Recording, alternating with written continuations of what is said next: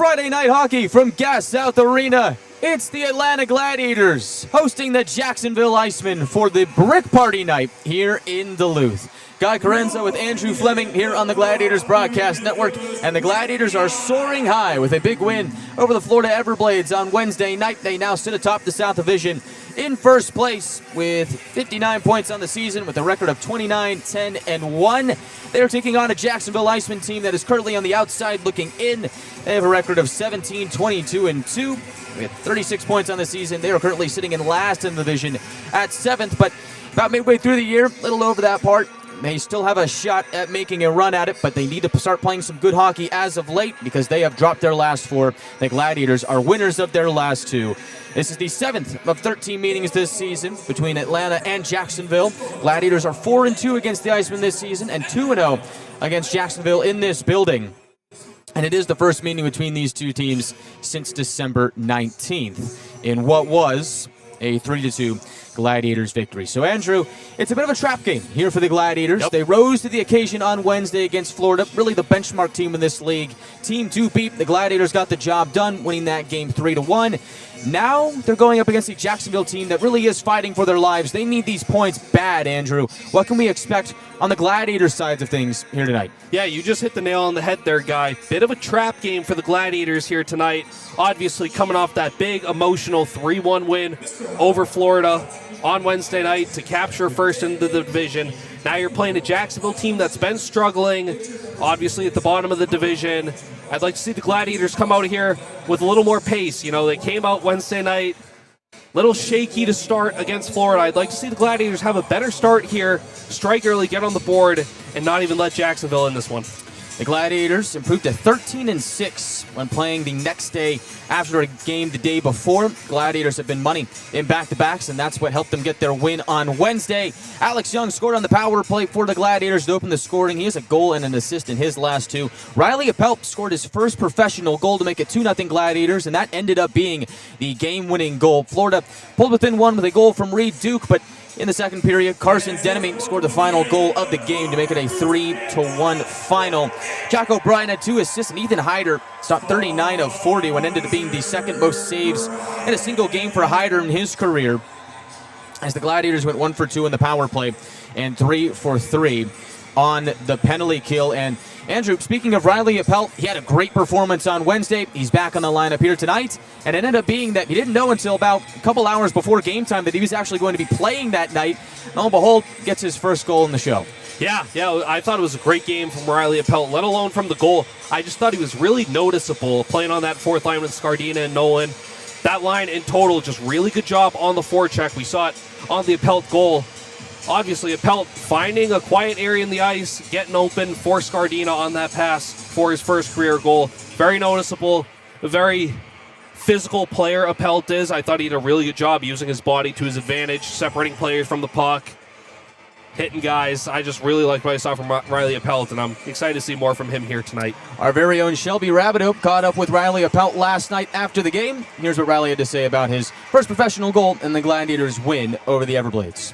Riley, first off, with today, how did it feel being able to make the contribution you did with getting your first goal of the season? Yeah, obviously the first one's pretty special. I actually got the call coming to the game later than usual, so I just was kind of running on adrenaline already, and then scoring the first one is something you always remember. Now, this was your first professional goal. Can you walk me through that, and how do you feel? Yeah, it was great, and it came from my roommate Scar. He dumped the puck in, had good boots on the guy, and then just slung it towards the net, and I was in the right place. Like to be him. Coming off of a road game last night and a road trip, and being able to turn around for today, walk us through just a little bit of the physical and mental preparation you, not only individually, but the team made just to be ready today. Yeah, I think it was a big statement game for us. We were obviously on the road for like 10 days. We just played these guys 3 times, so to get them a 4th time back at home here, it was definitely everyone digging deep. I think everyone dug in, made good plays out there, played north, played hard, didn't let them bully us, and obviously came out with the win, so pretty great. And it was a very important game tonight. It was a battle for that #1 spot in the South Division. How does it feel becoming first place in the division? Yeah, it's always nice. We got a lot of hockey to play. That's a good hockey team. We're a great hockey team, so we just got to keep on rolling. Okay. One of the team's hallmarks this year has been the solid defensive play and opportunistic offense. Just walk through how you feel, both ends, were able to just come together and, again, you be a solid team today. Yeah, I think going from our tenders out, we got amazing goalies in there who are in the game every night, and then right to our D, to our forwards. Everyone's chipping in, doing their job, kind of next shift mentality, whether it's D zone, O zone, and then opportunistic, making it count when you need to. And my last question is, what has been the biggest takeaway for you playing with the Glads this season? I think just embracing it. Obviously, it's my first year. We got a great team. Winning's fun. It's been a lot of good times on and off the ice. So just embracing it and getting a little green. Gladiators taking on the Icemen here tonight. Riley Appelt back in the lineup for the second consecutive game after scoring his first professional goal last night in the win against the Everblades. We'll also see Brendan Less return to the lineup for the Gladiators here today. He'll be on the first pairing with Chad Nychuk here tonight against the Icemen. In other news, the Gladiators had a little bit of shuffling on the back end as Ryan Conroy is out here tonight. He's also celebrating his 25th birthday, so happy birthday to Ryan Conroy. He did end up taking a puck to the face on Wednesday night in that win against the Everblades, about midway through the second period. Ends up coming back for the end of the game and plays a pivotal role in the conclusion of it as he pins up the puck in the far corner to drain out the clock. What a warrior he was, Andrew, and he deserves a day off on his birthday. Yeah, it was just so impressive to watch. Conroy takes that puck up high, comes back, but the Gladiators up 2 in the third period, has a couple of crucial blocked shots, just an absolute warrior. Can't say enough good things about Ryan Conroy, so as you said, probably deserves the day off after some little facial reconstruction and getting that win on Wednesday. So happy birthday to Ryan.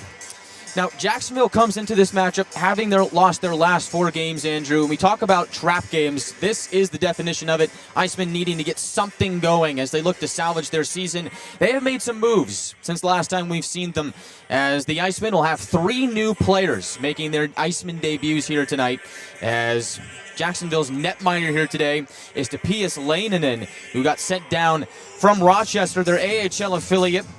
He'll make his first Iceman start here tonight, and they are also going to start Adam McMaster, who they acquired from Tulsa, the forward, on Wednesday night. And also making his Iceman debut here today is number 70, Lincoln Griffin, for the Icemen. And so, Andrew, this is a team that the Gladiators have been able to handle so far this season at 4-2 against the Icemen, but there are some new faces. Do you think that impacts the Gladiators' approach here tonight to this game? Yeah, I don't know if it necessarily impacts the Gladiators' approach. I think it definitely impacts Jacksonville's approach. Obviously a couple new guys in the lineup, a new goaltender in the lineup as well. So you got guys fighting for spots in the lineup. They're going to come out hungry. And for the Gladiators, facing a new goaltender, obviously they haven't seen him this year. He hasn't played a game in the ECHL this year. So it'll be interesting to see how the Gladiators attack this goaltender here for Jacksonville tonight. Topias Leinonen is a former second-round draft pick of the Buffalo Sabres back in 2022, 41st overall. Spent some time with Rochester earlier this year. 7 games, 3-3 record, 3.11 goals against average, and an .868 save percentage. He is making his Jacksonville debut here tonight, as across from him will be T.J. Septenfelter, the league leader in goals against average and save percentage at this point in the year. When we come back on the Gladiators Broadcast Network, we will get to our keys to the game presented by Beaver Toyota and Mazda, and we will also get to our starting lineups here from Duluth. We're back in a moment after a word from our ECHL partners. It's game day and Bucky's ready for action. From the moment he pulls up, it's all smiles, high fives, and Beaver Toyota pride. A quick stop for snacks and he's game ready. The energy in the arena starts to build because when Beaver Toyota and the Gladiators team up, the fun and excitement never stop. Catch Bucky at the next Gladiators game or visit us anytime at beavertoyotacoming.com.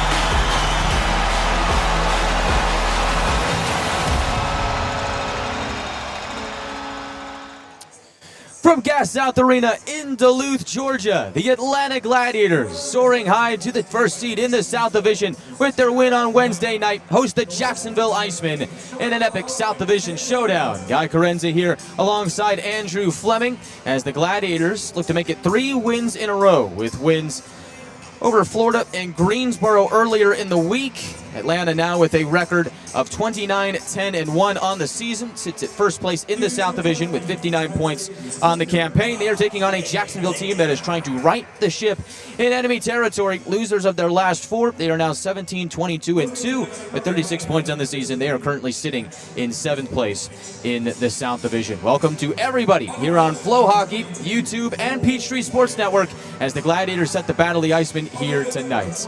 All right, let's get to the keys to the game presented by Beaver, Toyota, and Mazda with our head coach, Matt Ginn. Key number 1 is to manage the puck. The Gladiators did a good job of this against the Florida Everblades on Wednesday, a team that will really make you pay if you cough up the puck. Same key rings true here tonight against a Jacksonville team looking to find anything that they can get to get their season turning in the right direction. Gladiators want to make them work hard for it, keep their hands on the puck here tonight. The second key is energy and compete.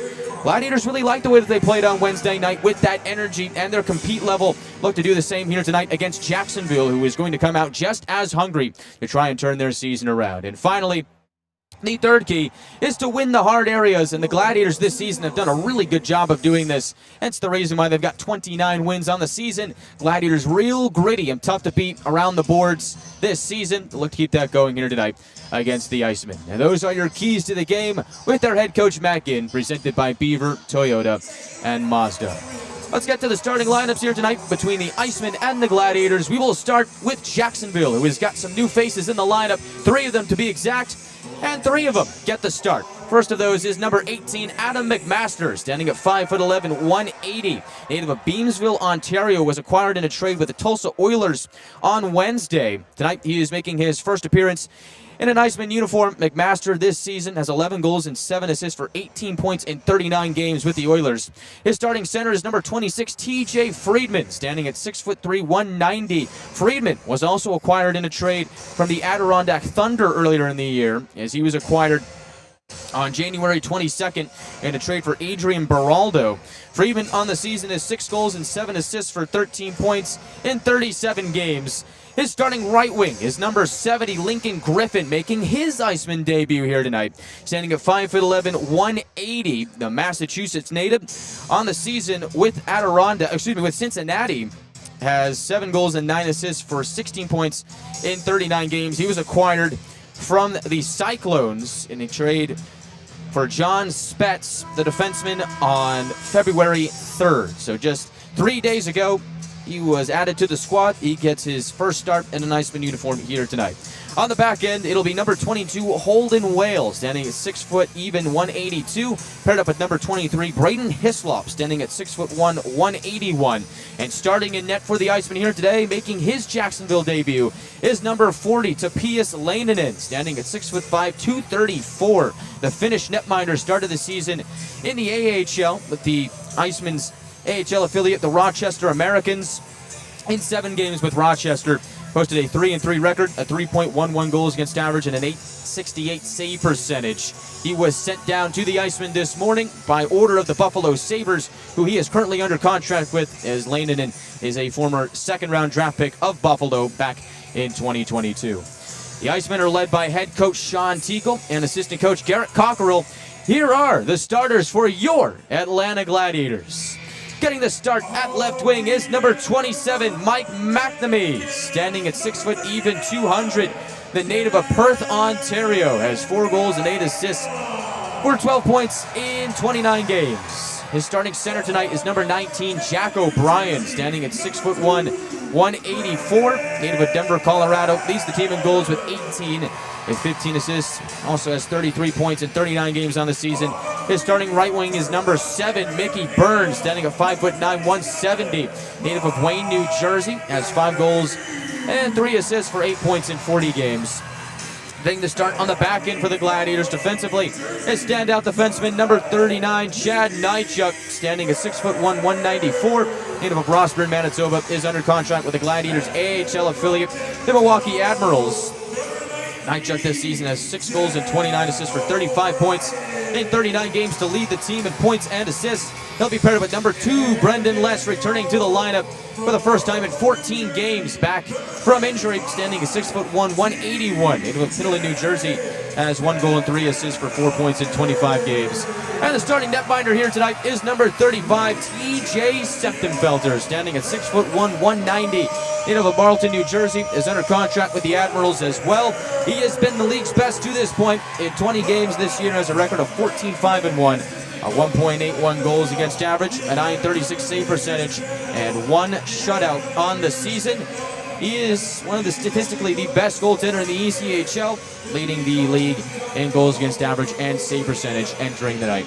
In other news for the Gladiators, Ryan Conroy out of the lineup, blocked a puck with his face on Wednesday night. Did come back to finish that game, but he has got the day off, which is also his birthday. Happy birthday to Ryan Conroy. Brendan Less back in the lineup. We've paired up with Chad Nychuk. Second pairing, Nolan Orzak with Dylan Karabia, and Andrew Jarvis with Zach Yoder to round things out on the back end. That'll do it for the Gladiators pregame show here tonight. Coming up next is the national anthem from Gas South Arena.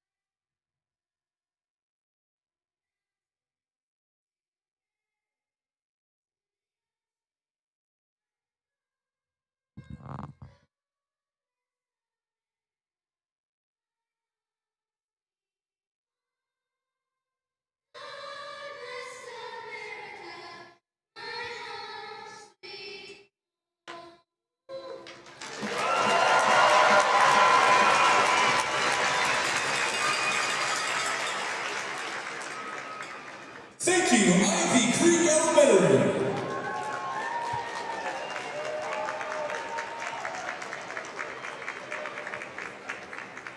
Please remove caps and stand with hands over hearts as we honor America and all the brave men and women who have served our country with the singing of the national anthem, performed by Hawk Creek Elementary.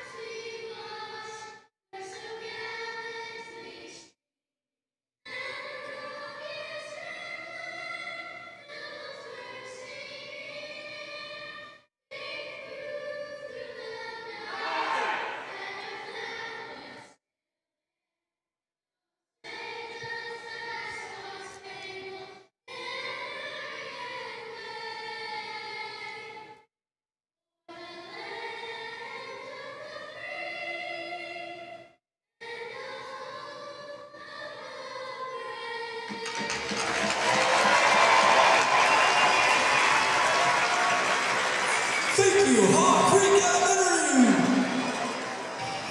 Captains from both teams, please join us in the southeast corner of the ice for the public puck delivery. We are all set and ready to go from Gas South Arena in Duluth, Georgia, home of the Atlanta Gladiators. They look to defend home ice against the Jacksonville Icemen, who are trying to salvage their season, currently sitting in last place in the division. Gladiators in first. Atlanta has been dynamite on home ice this season, as the Gladiators have a record of 15-3 within the friendly confines of Gas South Arena. Guy Chiarenza alongside Andrew Fleming here on the Gladiators Broadcast Network, on Peachtree Sports Network, Flow Hockey, and YouTube. Gladiators are led by head coach Matt Ginn and assistant coach Zach Vanel. Icemen are led by head coach Sean Teakle and assistant coach Garrett Cockerell. Three-man officiating crew here tonight, led by our referee Chaz Nochi, wearing number 33. Two linesmen are Sean Deloe, wearing number 95, and Ken Radulitsky, wearing number 64. Set for a good battle here tonight from Gas South Arena. Gladiators looking to make it 3 in a row, Andrew, and trying not to fall victim of the trap game. Played very well on Wednesday night. Look to back it up here on Friday. Yep, we talked about it in the pregame show, guy. Bit of a trap game tonight against this struggling Jacksonville team. Gladiators obviously coming off that emotional win against Florida on Wednesday. So if you're the Gladiators, you got a feeling that Jacksonville's going to try and come out here with some juice and try and get on you early. You just got to survive these first 5-10 minutes, weather the storm from Jacksonville, and then get to your game. We'll keep a close eye on the goaltending battle here tonight. Starting for Jacksonville, Topias Leininen in his Iceman debut. Spent some time with Rochester earlier in the year. In 7 games, had a 3-3 record, 3.11 goals against average, and an .868 save percentage. Across from him, the ECHL statistical best, TJ Semptenfelter for the Gladiators, making his 21st start of the season. 14-5-1 record, 1.81 goals against average, .936 save percentage, and 1 shutout. Against Jacksonville this season, he has been money, 4-1, 2.01 goals against average, .926 save percentage. Should be a good goaltending duel here tonight in Duluth. Jack O'Brien will meet TJ Friedman at center circle. Gladiators win the opening faceoff, and we are off to action in Duluth. Gladiators fluttered a puck down to Leininen. He'll spin it to his right, up to the near side wall. Jacksonville trying to get out. It'll clank off a stick and get there to center circle, where McNamee will float it back in on the far side. Chasing after it is O'Brien. Puck goes behind the net.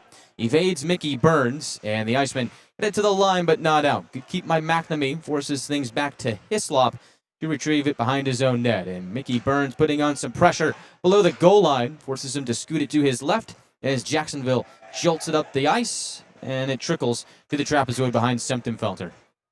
Collecting it from there is Nychuk. Tries to escape. Held in at the moment by Adam McMaster, playing in his first game with Jacksonville since a trade with Tulsa on Wednesday. Walter able to swipe it away from the Iceman and power it down to Leininen as the first line takes the ice for the Gladiators. Icemen throw it up to the near point where Brown throws it cross ice. On time for the intended target, and Martin, and they will score. It is Bennett MacArthur, 1:08 into the contest, and Jacksonville has an early 1-0 lead. Yeah, great cross-ice pass there from the Icemen to set up that 2-on-1. Martin with the puck on the outside, slides it across to MacArthur, driving to the net, and he's able to tip it in past Semptenfelter. Not much Semptenfelter could do on that one. Tough start for the Gladiators. So the Icemen get the start that they needed, trying to climb their way back into the playoff picture. Currently sitting in last. They have struck first here tonight and have an early 1-0 lead, thanks to Bennett MacArthur's team-leading 13th goal of the season. Puck goes out of play on the ensuing face-off, and the Gladiators have some work to do, and this is a position that they have not been in all that often this season. Gladiators usually score first in their games this year. In about 2 out of 3 games, the Gladiators strike first, but tonight it is the Icemen. Jacksonville, when scoring first, is 8-7-1 this season. Atlanta, when trailing first, is 6-8. Long way to go in this one. Gladiators looking to get the next goal. They come in on the right side. Francis looking to drop it back. Cuts to the inside. Takes a backhand shot. That goes over the net. Puck settles down in the near corner. Cipollone is there to spring it behind the net to Francis. He'll climb up the far wall. Pivot to his forehand and shoot. Fought off by the blocker of Leininen, and the Iceman will look to take it up ice, but errant pass turns it over. Cipollone from the near corner looks to center. It's a stick and boomerangs back to that corner. Icemen are able to shuffle it out to neutral ice from there, and Carabia and the Gladiators are forced to reset. Good shift by this Gladiators third line after giving up that early goal to Jacksonville. Good pressure by this third line. Francis leads the charge again, goes right down the middle this time. Pulls up, looks for a trailer, softly pitches it to Scardina. Chip past Jarvis in front, looking for Appelt, and that's fought off by Leininen. Good give-and-go play there, a couple of times on that sequence. Gladiators hold the puck in at the left point. Jarvis has it, looking downhill, feeds it that way. It'll go from corner to corner to the far side. Appelt is there to meet it. Looks to slap it away from Burke. Iceman able to hang on to it. Holden Whale moves it over to Braden Hislop. He feels some pressure on the forecheck from Scardina. Hislop having to twist and turn every which way to escape the Bowling Green State product, as Jacksonville now powers through the neutral zone. Hardy slams it around to the far side. Meeting it there is Burke. Shot from the point into the glove of Septenfelter. He will freeze it.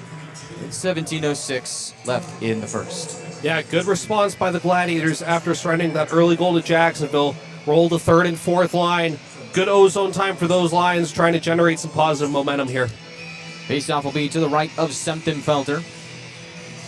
Gladiators netminder, statistically one of the league's best at this stage in the season. Septenfelter has won his last 3 starts. As the Icemen win the faceoff, long shot kicked away by Septenfelter. Up to the far corner. Battle for it there with Nychuk in the vicinity.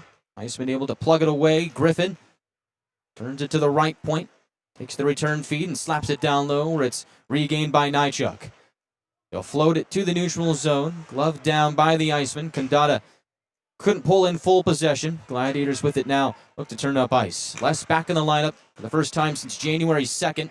Missed 14 games due to injury.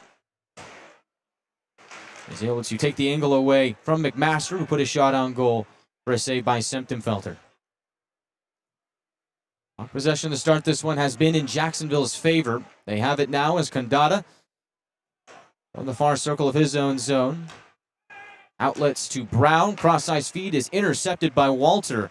And now the Gladiators will take their chances up ice. Walter through the neutral zone, scrubbed off the puck by Brown. MacArthur down the middle, drops it off for Brown, who shoots, saves Septenfelter. Rebound was available, but was swept away by Corabia. Corabia gets tripped up behind his own goal line, and that will draw the first penalty of the night. 4:08 gone by in the first period, and the Gladiators are off to the Eco Electric power play. Yeah, just a little too much stick work there by Brown. Sent him to the box. Good opportunity here for the Gladiators. Try and tie this one up. Had a bit of a shaky start. Started gaining some positive momentum. Big power play here to start for the Gladiators. Gladiators went 1 for 2 on the power play in Wednesday night's win over the Everblades, who did have the second best penalty kill in the league. Gladiators power play now up to 21.1%, 7th best in the ECHL. Jacksonville penalty kill operating at 76.7%, 27th out of 30 in the ECHL at this stage in the year. At the right point, Nychuk has it off the wall to Young. Dig a little bit deeper, puck rolls to the goal and is swept away by Garrett Van Wy in front. Gladiators keep at the line. Nychuk drifting left, feeds it right. Open space, Young down low, looking for Sylvester, popped off the stick, returns it to Young at the right point. They'll shuffle across for Nychuk, delays for a moment. Thought about shooting, forced to the outside. From the left corner, puts it up top. Young has it, scrambling down the left wing wall. Puck is dug free by the Icemen, and Van Wy will clear.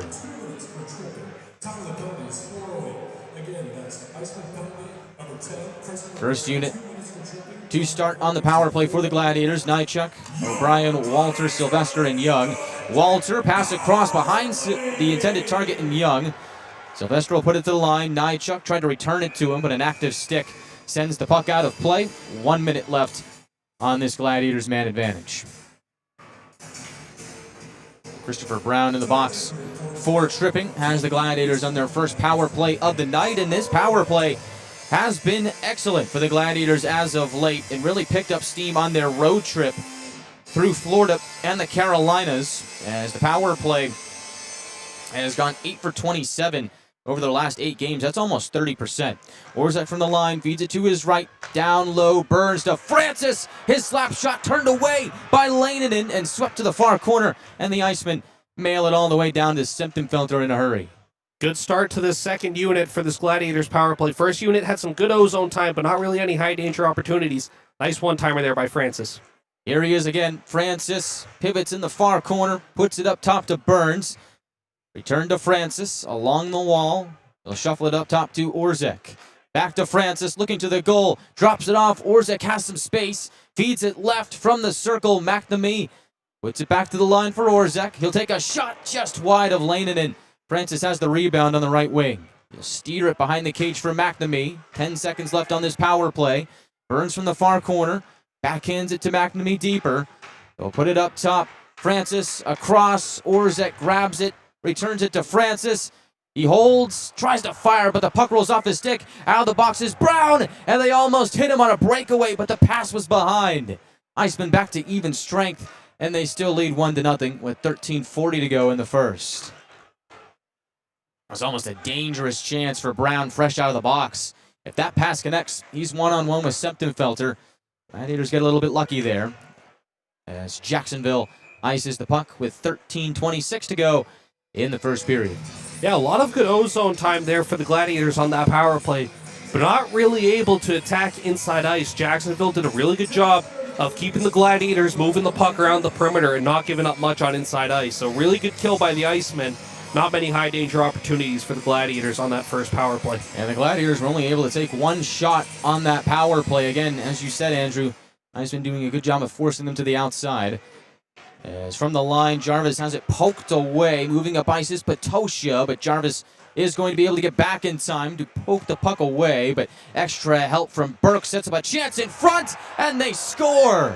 James Hardy makes it 2-0 Jacksonville with 13:11 left in the first. Yeah, just a really good forecheck there by the Icemen. They're able to chip that puck in deep, get in on the forecheck on Mickey Jarvis, and eventually that puck gets centered.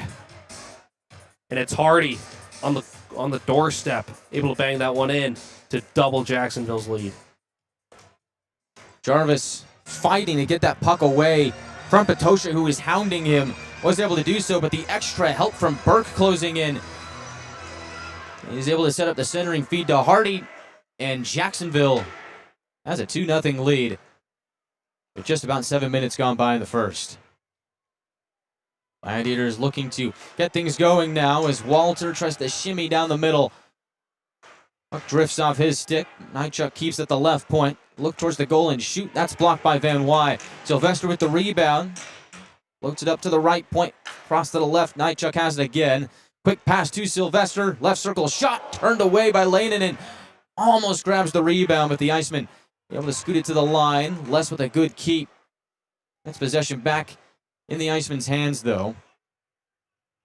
12:27 left in the first period. Young enters on the left wing. Trades it off to Sylvester. Return pass to Young. Makes its way to the goal line behind the cage. He is pinned up behind Lanen. And now from the left wing, Orzek pinches in. Iceman trying to get out.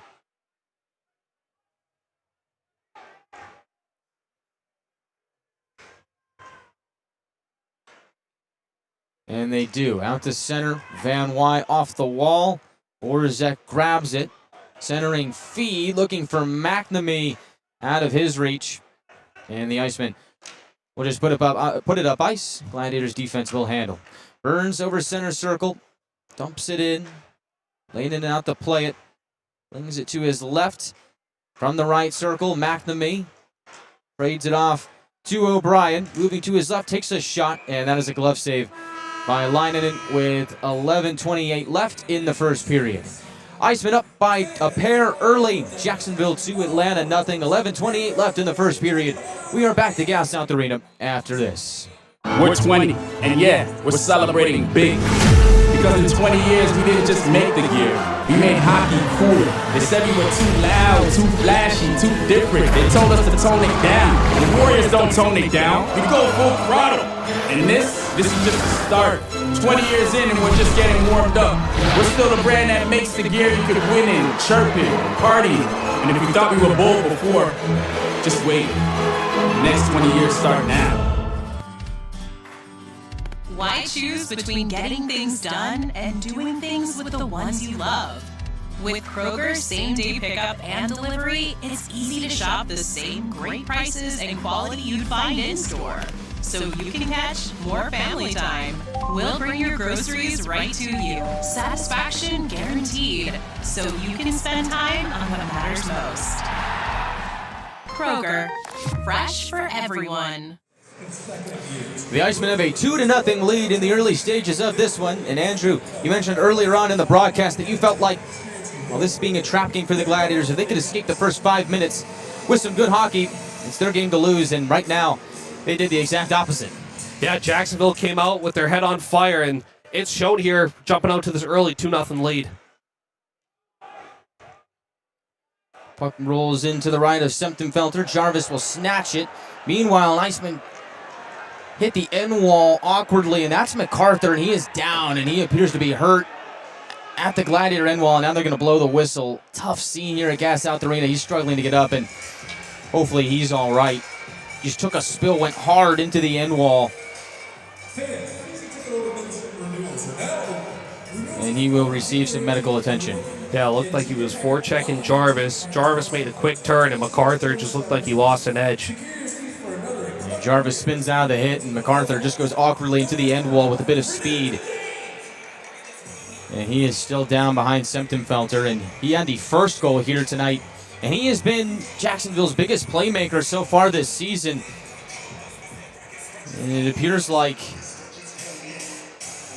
he is in some serious pain. MacArthur this season has 35 points, well now 36 with his goal earlier tonight through 42 games, and he has now got up to his feet, but he's needing some assistance to make his way to the Jacksonville bench, and he's not putting any weight on that left foot. So hopefully he is going to be all right. Hate to see a guy go down. He is off to the Jacksonville locker room to receive some treatment, and we will keep an eye on a potential return for him here tonight. But, you know, if he is unable to go for the rest of the night, Andrew, that is a massive blow to this Iceman scoring group, as they really have struggled to score this season. 2 goals here tonight. Iceman obviously having no trouble scoring earlier in this one, but MacArthur a part of that with one of the 2 goals. We'll see how Jacksonville is able to rebound if he is unable to go for the rest of the night.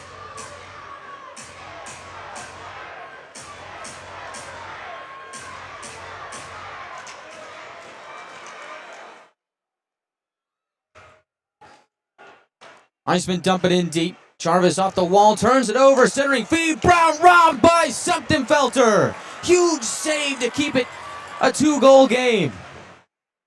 And the Gladiators with a rough start so far here tonight. This game very reminiscent of when the Savannah Ghost Pirates came into this building and rattled off 3 quick ones in the first. Gladiators need to get their heads on straight here in the early going of this one. And so far it has been all Jacksonville. Puck hits a man on the Iceman bench. Whistle blown. 10:35 to go in the first. The Gladiators come back in this one. Remember that save by Semptimphelter. Absolutely huge to keep this deficit at 2. It looks like Riley Appelt in the box for the Gladiators here, Andrew. And looks like Atlanta is off to the Beaver Toyota Mazda penalty kill for the first time tonight. Yeah, huge kill here for the Gladiators. You got to stop the bleeding. So the Gladiators go to the penalty kill off of a perfect performance on Wednesday night. Gladiators penalty kill now to 80.8%, 18th in the ECHL. Jacksonville power play, 14.4%, 26th in the ECHL this stage in the year. Faceoff will be to the right of Semptimphelter. Gladiators win that draw. Nolan from the near corner pounds it down, and the Gladiators start the PK with an early clear. Penalty killers on the ice for Atlanta: Young, Nolan, Les, and Nychuk. Icemen come in on the left side. Puck trickles to the end wall. Gladiators slap at it. Young tries to simmer it down. Probing for it is Nychuk. Along the near corner, sparring matches ensue. Icemen pick it free. Behind the net, it is Brown. They'll put it to the line. Whale scans the ice, returns it to Brown. Cross ice. Down low to the middle. Gladiators get in front of it, and they'll clear it down to Leinonen with 9:45 left in the first period and 1:10 to go on the penalty to Appelt. Yeah, nice job by the Gladiators. They're clogging up the slot and breaking up that give-and-go play by Jacksonville and getting a good clear. And it was a bench minor, too many men on the ice against the Gladiators that has Appelt in the box serving it. Icemen turn the puck over. Gladiators have it. And they'll just float it down the ice again. O'Brien gets a stick on it at the Jacksonville line. His slop, able to get possession for Jacksonville. Moving up ice is Friedman. On the right wing, chucks it cross ice, hits the stick of Denemy. Iceman able to handle it though. Duhart from the left wing, goes across to Hislop. Looking towards the goal, fires it that way. Blocked between the circles, puck available on the near wing. Nynchuk able to take control of it. Whirls it down the ice, and it's another clear for Atlanta. 13 seconds left on the too many men penalty.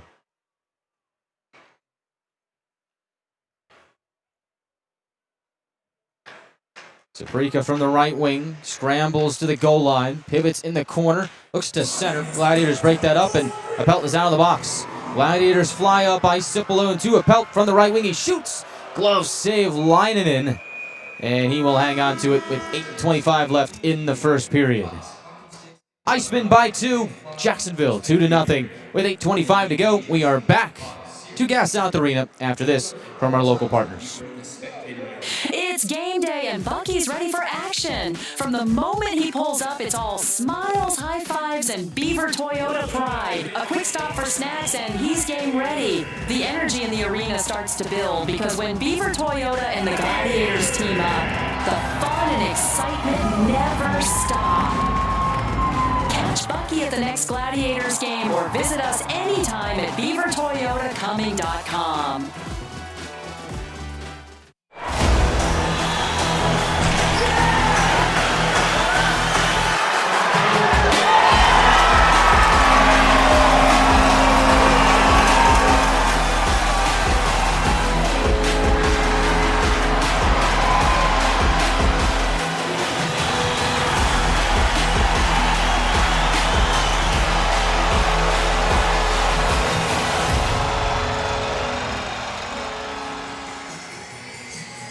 Gladiators hosting the Icemen here tonight. Jacksonville jumps out to an early 2-0 lead with goals from MacArthur and Hardy in the opening 7 minutes of the game. Gladiators trying to turn the tide here, and the one positive so far here tonight, Andrew, is the Gladiators are 1-for-1 on the penalty kill. They're coming off of a successful kill for a too many men minor. Now they have an offensive zone face-off to the left of Leinonen. We'll see if they can get something going here with 8:25 left in the first. Yeah, you'd love to build off that great penalty kill, try and generate some offense in these next couple of minutes here. Jacksonville wins that face-off, and they slam it out to center. Off the wall, Burke skates into it, able to beat out 2 Gladiators. Quickly to Brown, centers for a backhand chance by Martin. Semptenfelter kicks it away and absorbs the loose puck with 8:09 left in the first. Another huge save by TJ Semptenfelter. He's made a couple in these last couple of minutes to keep this game at 2. He's been absolutely huge for the Gladiators after surrendering those first 2 to Jacksonville.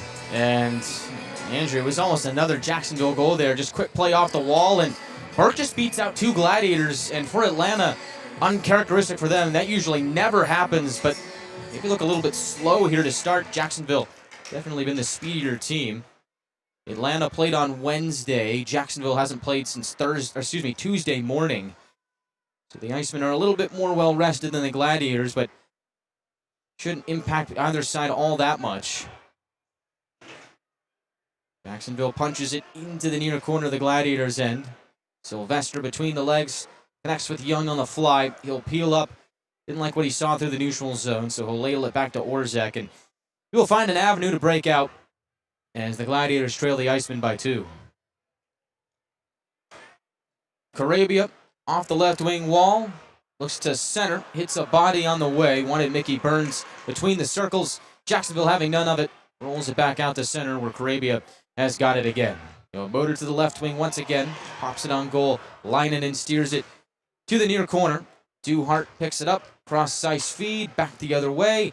Quick touch passes from Jacksonville for a shot from the left wing, turned away by Semptenfelter. Behind the net, Jarvis will just wheel it over to Yoder, and the Gladiators look to go on the attack. O'Brien from the right wing pitches it into the corner. McNamee overskates it a bit, able to poke it back to O'Brien. Reversed back to McNamee. Defended well by Hislop. They'll work together in the far corner as a board battle ensues. Gladiators have done a good job of winning the gritty areas so far this season. As they're able to win this battle, get it to the right point for Yoder. At the left side, Jarvis takes it in. Centers for O'Brien. Bounces to the left circle. He'll go around the net on his forehand and set it up for Yoder.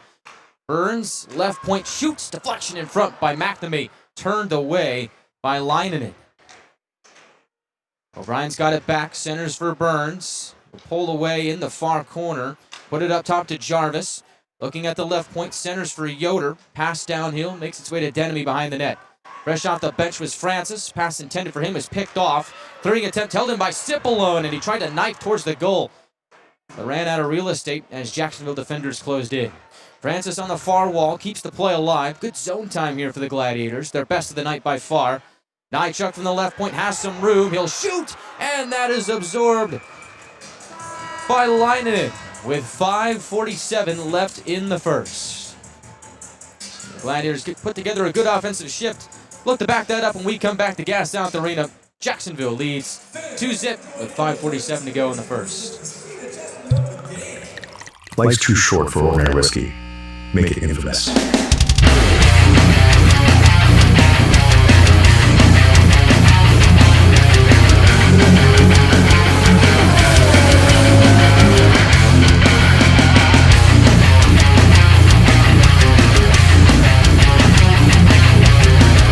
Now available at Mega Package Store, 2820 Lawrenceville, Sewanee, Oregon. 4 miles from Gas South Arena.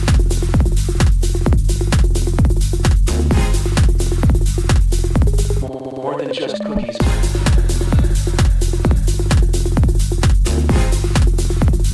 Desserts now in rotation.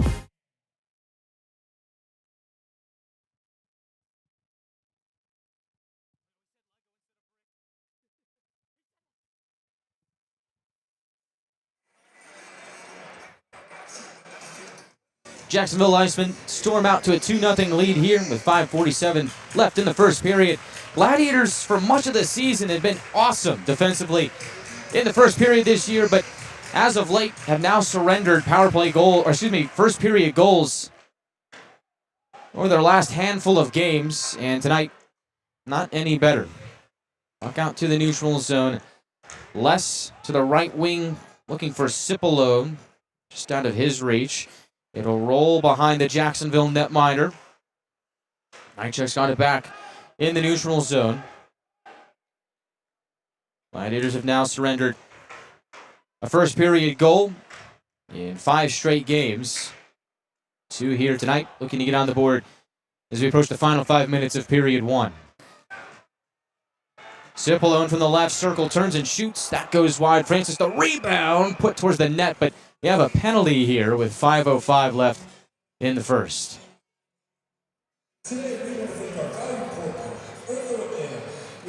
And I believe this is going to go against the Gladiators, as it looks like, well, no, I guess I'm mistaken. It looks like it's going to go against the Icemen, as James Hardy is off to take a seat, and we will see the Electric power play for the second time tonight. Yeah, they got Hardy for a slash. It looked like he came over the top, chopped down on Cipollone as Cipollone was cutting across the slot, trying to get a shot on goal. So nice job by Cipollone, attacking inside ice, drawing that penalty, and putting the Gladiators back on the power play. They will start with the first unit. Alex Young will take this face-off against Brown, and tied up off the draw. Puck leaks to the far corner. Icemen get a stick on it. Pinned up in the corner is Teus Jordan, the defenseman for Jacksonville. A battle for it with Alex Young. Walter joins the pile. And at this point, it's anybody's puck. Jordan just about doing the splits there to try and keep this thing in his possession. Puck jumbles free, and the Icemen are able to emerge with it. They'll knock it out to the neutral zone where it's handled by Nychuk. O'Brien comes in on the right side, pulls up, caught between 2 Icemen. Walter digs it free and looks to center, hits a body, and the Icemen chuck it down ice. 4:25 left in the first. 1:18 remaining on the penalty to Hardy. Yeah, really good job there by Jordan, going down on one knee there to block that cross-ice pass from Walter, because he had Sylvester wide open on the back door if that pass gets through him.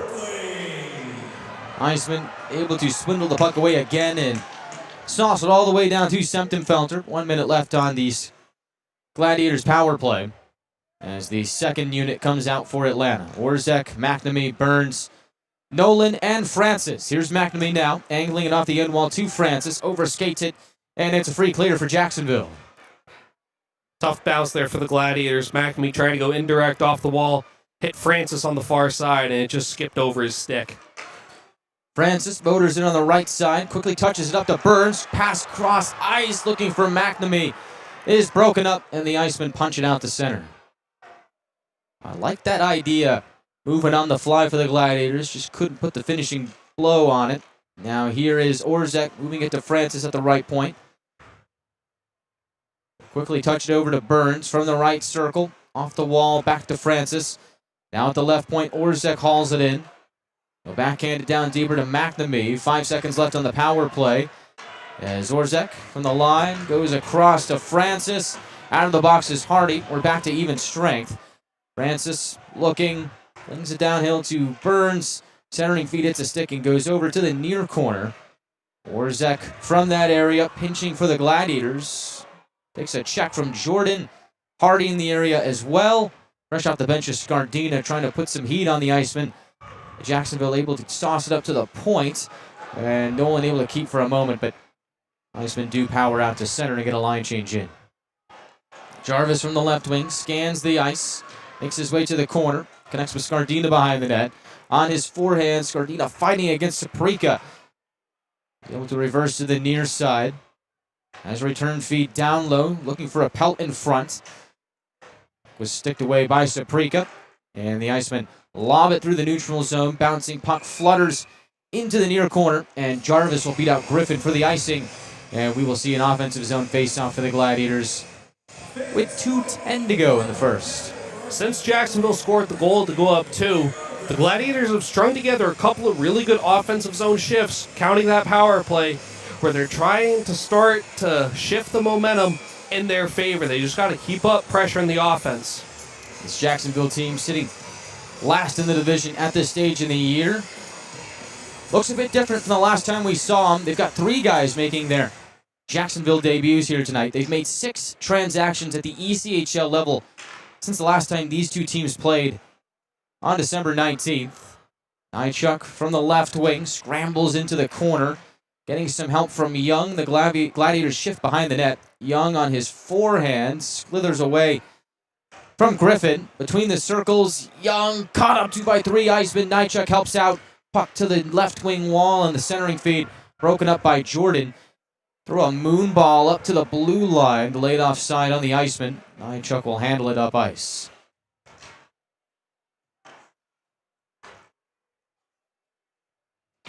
At the red line, good check thrown by Sylvester. Burns at center circle, shuffles the puck into the far corner. Gladiators get a change behind the scenes as the rest of the second line make their way on. Meanwhile, puck back out to center. It'll trickle down behind Semptimphelter. Carabia able to stand up Van Wy behind the net. Puck jumbles to the left wing wall. He's been trying to reel it in there as David Jankowski puts it to the line for a shot that gets tipped in front by Van Wy. Might have been played with a high stick there, but no whistle blown. 53 seconds left in the first period. Icemen look to go back in. Burke from the right wing.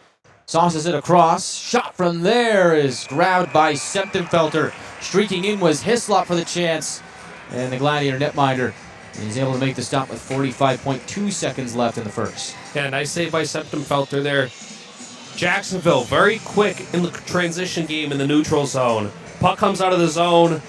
They're already trying to attack with speed. Again, a quick re-entry there for the Icemen, and another good opportunity and a good save by Semptimphelter. Face off to his right, Cipollone will take this against Duhart.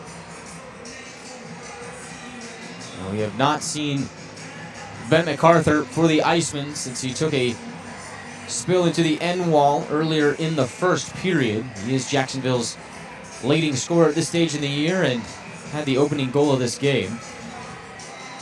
Cipollone kicked off the dot. Francis will step in. Icemen win it and try and put a shot on goal, but that gets blocked on the way. And the Gladiators will toss it out through the neutral zone. Icing on Atlanta with 36.7 on the clock.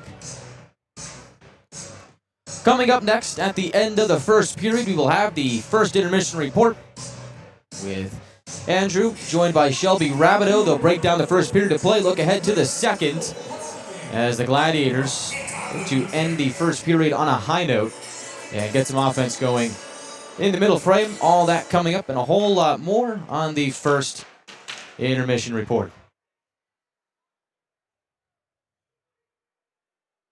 From the neutral zone, Condata streaks in on the left wing. They'll go around the net. Looks to center and hits the backside of the cage. Yoder pushes it to his right, looking for Francis. Puck comes back to Yoder. And along the wall, Francis digs it free with 10 seconds left in period one. They'll knock it back to Yoder. Looking up, ice stretch pass is intercepted by Friedman from the left circle. Hangs on and centers, looking for Duhart. Cipolone breaks it up at the buzzer. And the Icemen will take their 2-0 lead into the first intermission. And afterwards, a bit of a convergence in the Gladiators zone. Not a very physical first period by any means, and these two teams hadn't seen each other in about 2 months. Exchanging pleasantries at the end of period one, and the Gladiators looking for some answers on offense at the end of the opening period. Coming up next here from Duluth, it is the first intermission report. Andrew Fleming will be joined by Shelby Rabideau. They'll recap period number one, look ahead to period number two, and take a look at some scores from around the league, and a whole lot more on the first intermission report. We are back in 1 minute here on the Gladiators Broadcast Network after a word from our local partners. Need to build a professional brand?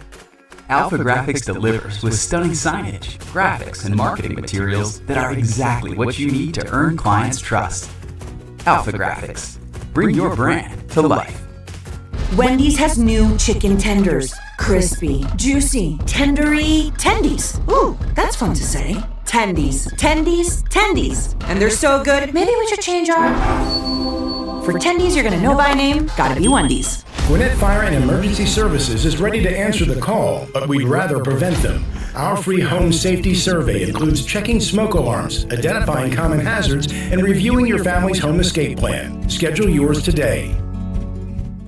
Kind of feels like everyone's trying to copy the $5 biggie bag. So how can you spot a knockoff?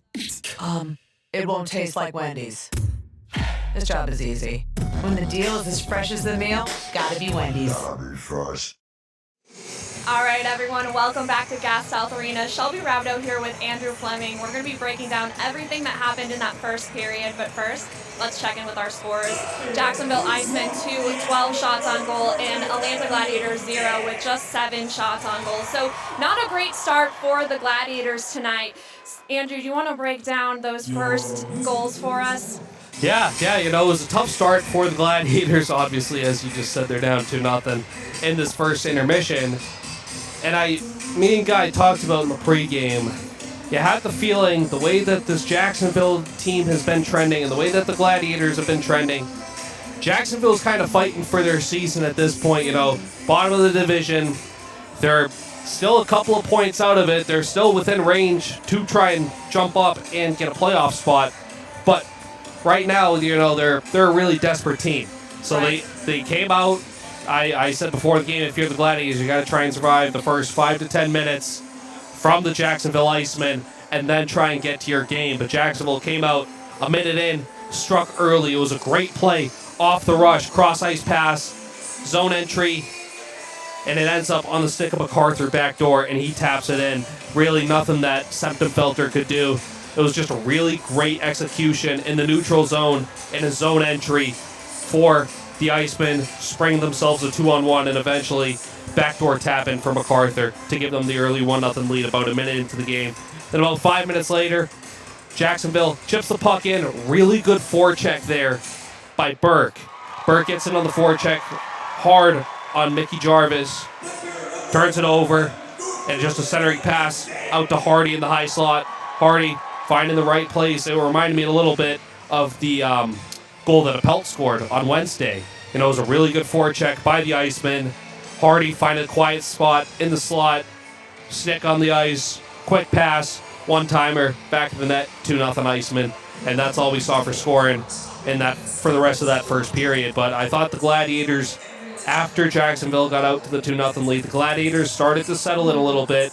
They started to push the offense a little bit more, and I feel like they seem to pick up a little bit more steam. They're playing a little bit faster than yeah, they started the period. I feel like they ended that period on a bit of a positive note from obviously where they started it. Very not Gladiators-like start for them in that first period. Yeah, definitely different than the scene we saw on Wednesday when the Gladiators were fighting for that top spot in the South Division. So like you said, you were hoping they were going to come out and play smart, and unfortunately we lost 2 goals there in the first period, which is a shock because, as guys mentioned, statistically those first periods seem to be the best defensively. Yeah. So hopefully there's a little bit more cooking in that second period coming up here. I wanted to bring up the fact that Brendan Less is back in the lineup. What are you seeing from him so far in this game? Yeah, so Brendan Less playing on that top pair with Nychuk. I thought he looked pretty good. Obviously hasn't played in about a month, so it's a little bit more of an adjustment period for him, getting back into the swing of things, getting back into that groove of playing top pairing minutes against quality opponents. You know, there's only so much that you can do in practice to kind of mimic a game, so obviously not playing in a month. A little bit of rust, he's got to shake that off, but overall I thought he had a pretty good period. Yeah, and I want to bring up the keys of the game. So do you think any of those are important when it comes to the second period of play? Do you have energy and compete, manage the puck, and win the hard areas? Yeah, I mean, obviously, I think they all come up pretty huge. Manage the puck, obviously. We saw that kind of come up on the second goal where the Gladiators had possession in their own zone, and it's a turnover that leads to that second goal for Hardy and the Icemen. And honestly, on the first goal, too, they weren't able to shut down the Icemen in the neutral zone, and they are able to spring themselves a 2-on-1 and it ends up in the back of the Gladiators' net. So I think that those are going to be really important, and energy and compete. Jacksonville came out with that. They came out with a lot of energy and a lot of compete, so the Gladiators are going to have to match that in the second period. In the third one, win the hard areas. That's kind of something you always have to do as a hockey player. You know, if you want to win games, you got to get in the dirty areas, and you got to win those dirty areas. And obviously, with the way that the Gladiators have played so far this entire season, right now first in the division, they've been doing that. They got to kind of get back to their identity in the second period. Now, I want to ask you a few questions here. Usually I have a question regarding the theme of the night, but since the Gladiators have yet to score, I want to ask you who you think is going to get that first goal of the night? Yeah, you know who's been really noticeable for the Gladiators these last couple of games is Ryan Francis. We talked about him a little bit last night. He drew a penalty, obviously, that leads to the Denby goal, or not last night, Wednesday, excuse me. But Francis out there draws a penalty that eventually leads to the Denby goal. Obviously doesn't get a point on that play, but him drawing that penalty leads to the Gladiators putting one in the back of the net.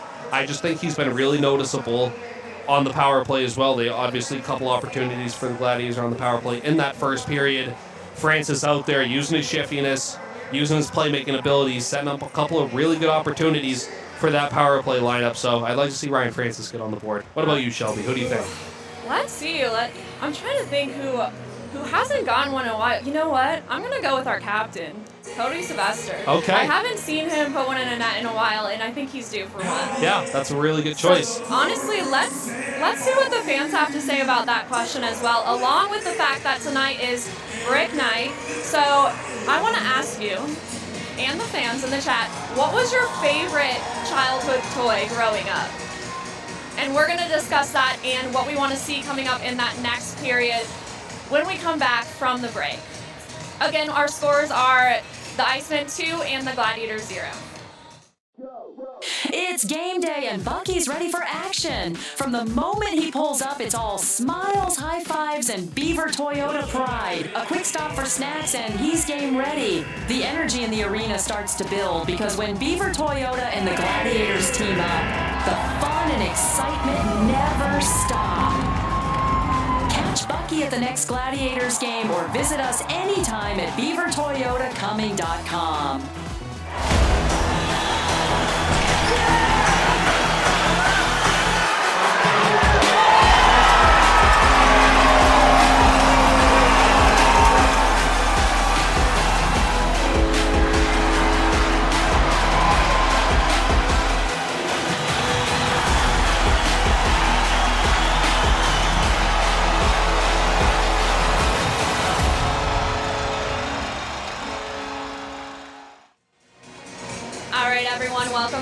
Gas South Arena. Shelby Rabdo here with Andrew Fleming. We're going to be talking about what we want to see in this second period of play, but first, let's check in with our scores. Jacksonville Icemen with 12 shots on goal. Atlanta Gladiators 7 shots on goal. Now, not a great start for the Gladiators, but hopefully we'll get something going here in the second period. But before we talk about that, I have a question for the chat, and tonight is Brick Party Night, and I have good question is, what is your favorite childhood toy? And we're going to get into that after we talk about what we want to see in the second period. Yeah, I'd really like to see the Gladiators come out and limit what the Icemen have been able to do in transition. What the Icemen have been doing is they've been really quick getting the puck up and into the Gladiator zone, and it's kind of catching the Gladiators by surprise a little bit that their pucks out into the neutral zone, and that bang, bang, 2 quick passes, Icemen are already attacking them in the zone. It's got the Gladiators on their heels defending a little bit. We saw it on the 2 goals that the Icemen scored in that first period. It was a quick play in the neutral zone that sprung the 2-on-1 for the Icemen, and then it was the forecheck by the Icemen that led to the second goal. So I'd like to see the Gladiators kind of limit what the Icemen's speed, because the Icemen are playing with a lot of speed right now, and it's giving the Gladiators fits on the defensive end. And on the offensive end, if you're the Gladiators, you gotta just try and get some more pucks on net. I know we've talked about all year how the Gladiators are kind of a quality over quantity team when it comes to terms of shots, but they only had 7 shots on goal in that first period, and they didn't really test Lehnen, the goaltender for Jacksonville. I didn't feel like he had to make any difficult saves. Obviously, his first game in this league, he hasn't played with any of these guys recently, at least. His first game in the ECHL this season, he played 7 games with their AHL affiliate in Rochester.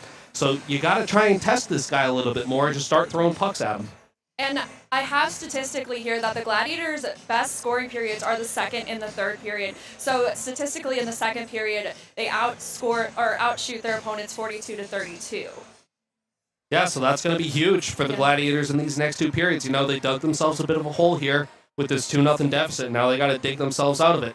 And so there was 2 power plays for the Gladiators in the first period. Did you see anything promising that you think they could take into the second period if they were to have that chance again? Yeah, you know, I thought that the first unit, they didn't generate much. The Jacksonville Icemen did a really good job of keeping them to the perimeter, not really allowing anything inside ice, which the Gladiators like to attack inside ice when they're on the power play, try and set up plays to the slot. Jacksonville did a really good job of denying those plays or entries into the slot. But then the second unit for the Gladiators, I thought, generate some pretty good chances for them. So I'd like to see them, if they get another opportunity, try and force that agenda a little bit more, try and get to inside ice, and try and get some better quality looks on net. All right, well, let's see what the chat has to say about who they want to see for the first goal and what their favorite toy was growing up. Do you want to answer first, or do you want to do the chat? I'll go ahead and answer. I was a big Lego fan growing up. Did you freestyle, or did you get the sets? Oh no, I would do sets, freestyle, and that was that's a little too much for me. I liked having some structure. Yeah. Having the books that I can go off of to build the sets. Do you have a favorite build that you did? Okay, so my favorite ones were, I really liked Lego Star Wars and Lego Batman. Okay. Those were my 2 favorites. If I had to go with a favorite set, probably the Lego Death Star, but I know my parents and grandparents are watching. We never finished building that. No, it was just such a big. It was just such a huge task. Is it incomplete, on a shelf somewhere? Oh, it is probably just destroyed all over my basement. I have no clue where it is. It is just. I have an older brother, and he also had Legos, and I tried my best, but I don't think I'm an architect. That's fair. That's fair. Yeah, I think my mom hated those things because, we'd leave them everywhere, and you would make that mistake of stepping on one, probably in the middle of the night, too. Yeah, no, that hurt. You step on a Lego the wrong way, that could bring some tears. Yeah, well, for me, I think I'm going to say, one, I want to say a video game and then a physical toy. So Little's Pet Shops. Okay. Don't look into this, but I used to make YouTube videos of Little's Pet Shops, scripted YouTube videos. Don't look into it. Nice. Yeah, and then probably the GameCube. A big Animal Crossing person. I played today on my Switch. So. Okay. Yeah. Nice. Yeah. All right, let's see what we got in the chat. Stadium Arena coming in with Barbie. Okay, see, I was a Bratz person. Okay, you never Barbie or anything like that? I didn't really have Barbies. I had Bratz. Okay. I don't know what that says about me as a person. Okay, my sister was really big into American Girl doll. I had one. Okay. My cousin's bachelorette party was at the American Girl Cafe. We had a blast. Really cool. It was great. Really I feel like those aren't like. I feel like those are more like collector's items, though. You know what I mean? You're not really like playing with those. It's just like, my I have grandma this one and used to this sew one. us outfits for them. Oh, wow. Yeah, so we That's had to. really Yeah, cool. it was so fun. Let's see. Joe Mama coming in with, recently I built a bonsai tree out of Lego, which was cool. Yeah, they've been starting to do that. Like, you can build, like as Joe Mama said, the bonsai trees, or they have, like... They just had a release like a plants. Stranger Things one. Oh, did they? Yeah, Huh. yeah, it was really cool. But it's like they're doing, like, those different Like things where you can flowers? build... Yeah, like Yeah. flowers and stuff. I know my sister has a lot of those, and it's, like, cool, like, decorations they have, because obviously, like, Lego flowers don't die, where, like, obviously real flowers do. But, you know, That's an being idea able to for decorate. Valentine's Day. It is. It's a really good idea. But I was going to say about the sets, I want to get my brother the Infinity Gauntlet. Oh, from Avengers? Yes. That's a good one. I told him when I have the money, I'm going to get it for him one of these days. All right, let's see. What else we got in here? Daffy Doo coming in with the N64. That's a little before Sega? my time. Or was that after the Sega?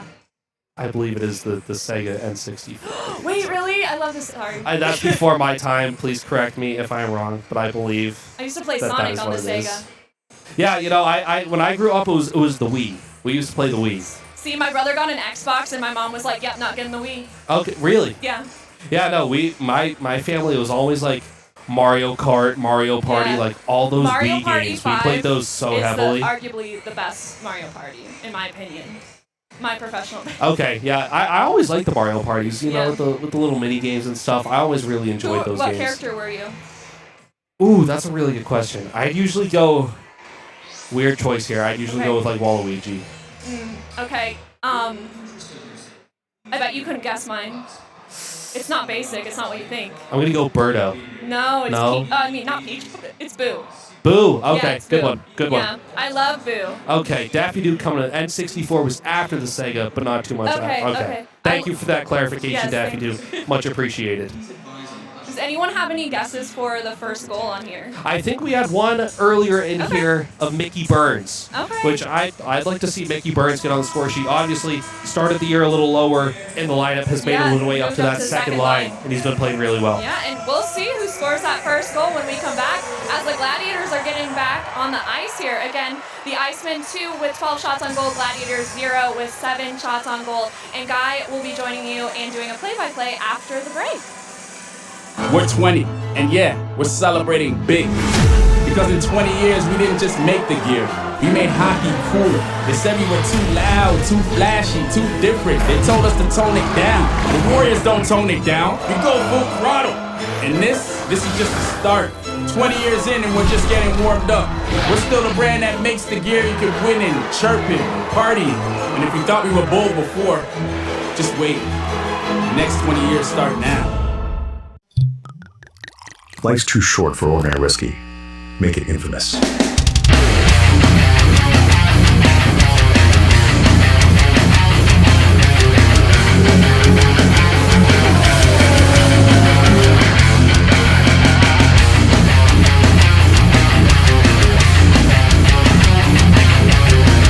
Now available at Mega Package Store, 2820 Lawrenceville, Sewanee, Oregon, 4 miles from Gas South Arena. The second period is about to get underway. Jacksonville leapt out to a big 2-0 lead. Startled these Gladiators out of the gate. Got goals from MacArthur and Hardy in the opening 7 minutes of the first. Gladiators did have some positives, though, from the first period. Got a successful penalty kill in and looked to jumpstart their offense here in the second. Gladiators have now given up first period goals in 5 straight games. Looking to right the ship in the second, which has become one of their better scoring periods this season. We will see how they fare. As for Jacksonville, they lost their leading scorer back in the first period, MacArthur, who had the first goal of the night. He has not returned to the contest after taking a Hard spill into the end wall. We will look and await a potential return from him, but for now, Jacksonville without their leading scorer. Jack O'Brien takes the face-off up against TJ Friedman to start the second period. The Icemen, the victor, and Jacksonville will start with possession to open period 2. They'll bounce it out to center. Les gets a stick on it.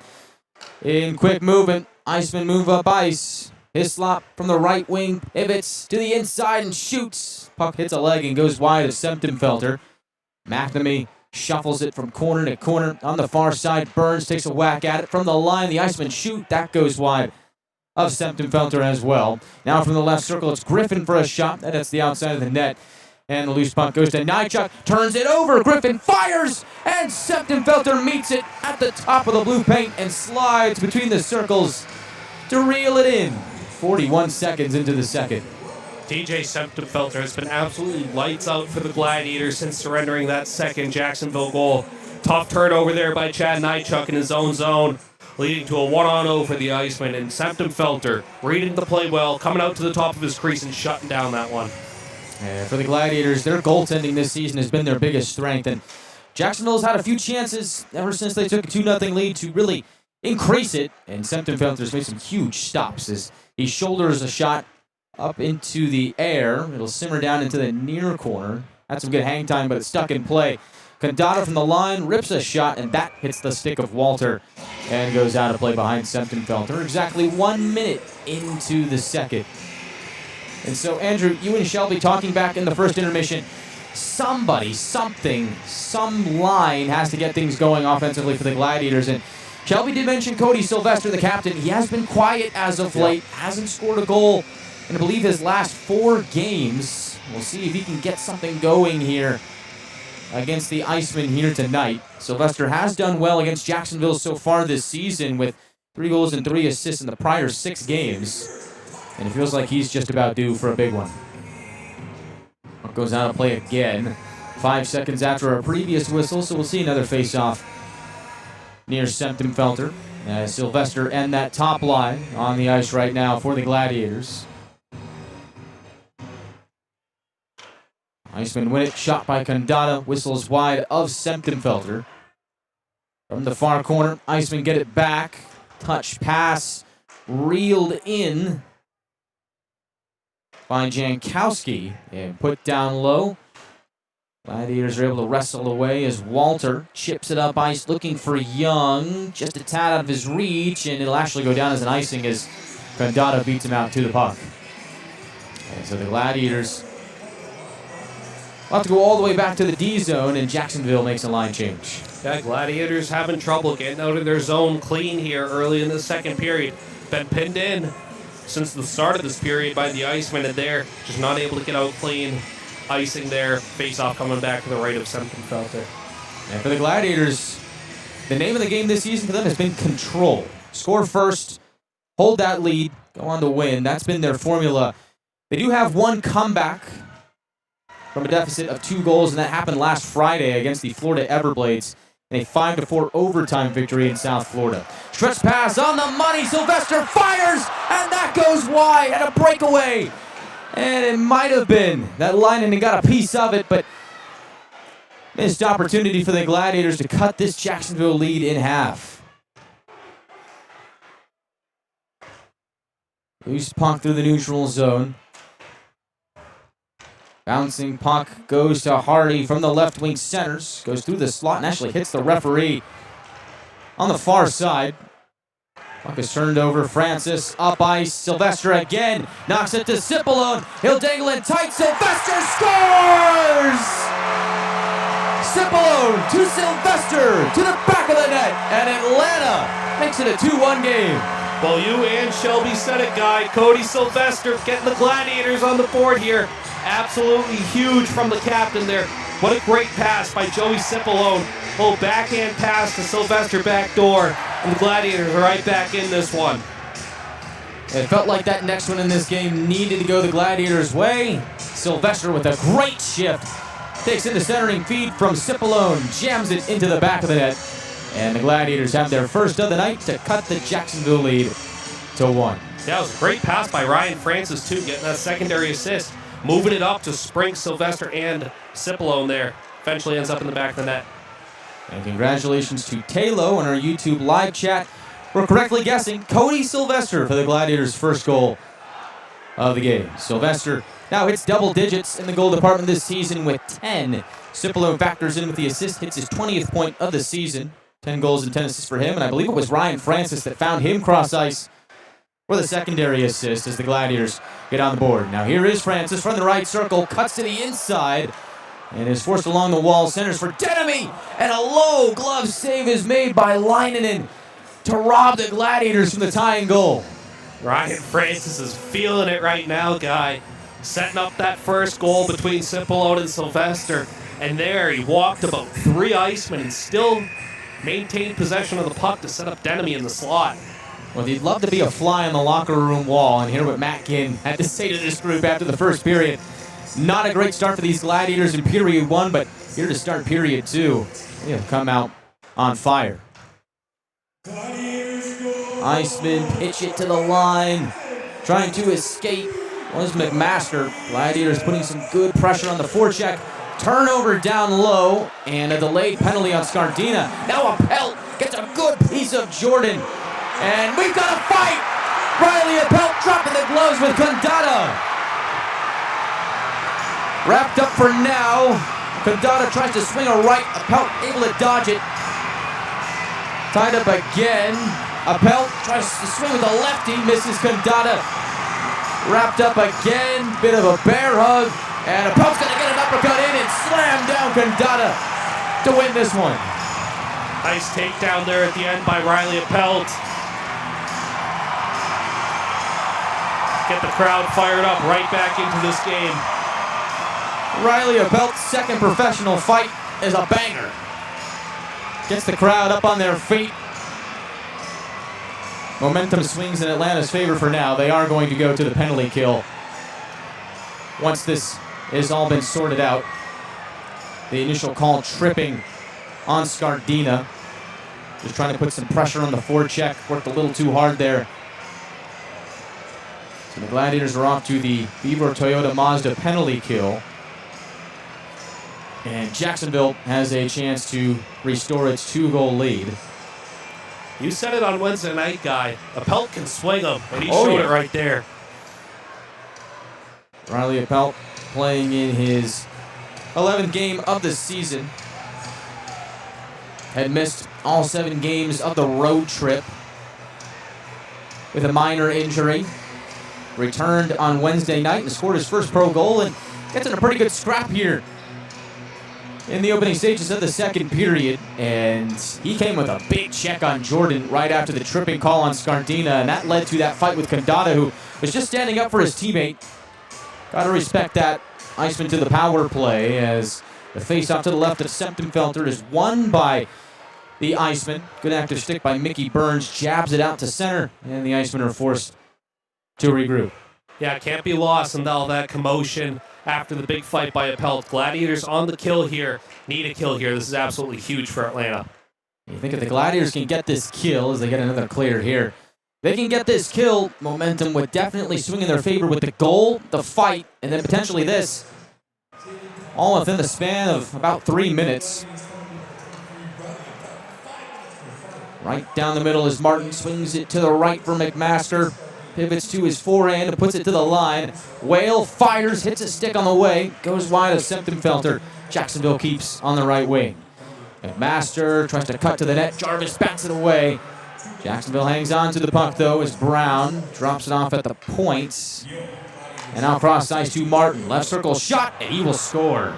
That one sneaks under the arm of Septemfelter, and Jacksonville, with the power play goal, has made it a 3-1 game. Yeah, nice cross ice pass there to Martin. Martin with some space walks in. A lot of time to shoot there and just picks his spot and beats Septemfelter clean. And so Jacksonville gets the job done on the power play. Icemen lead it by 2 once again, 3-1.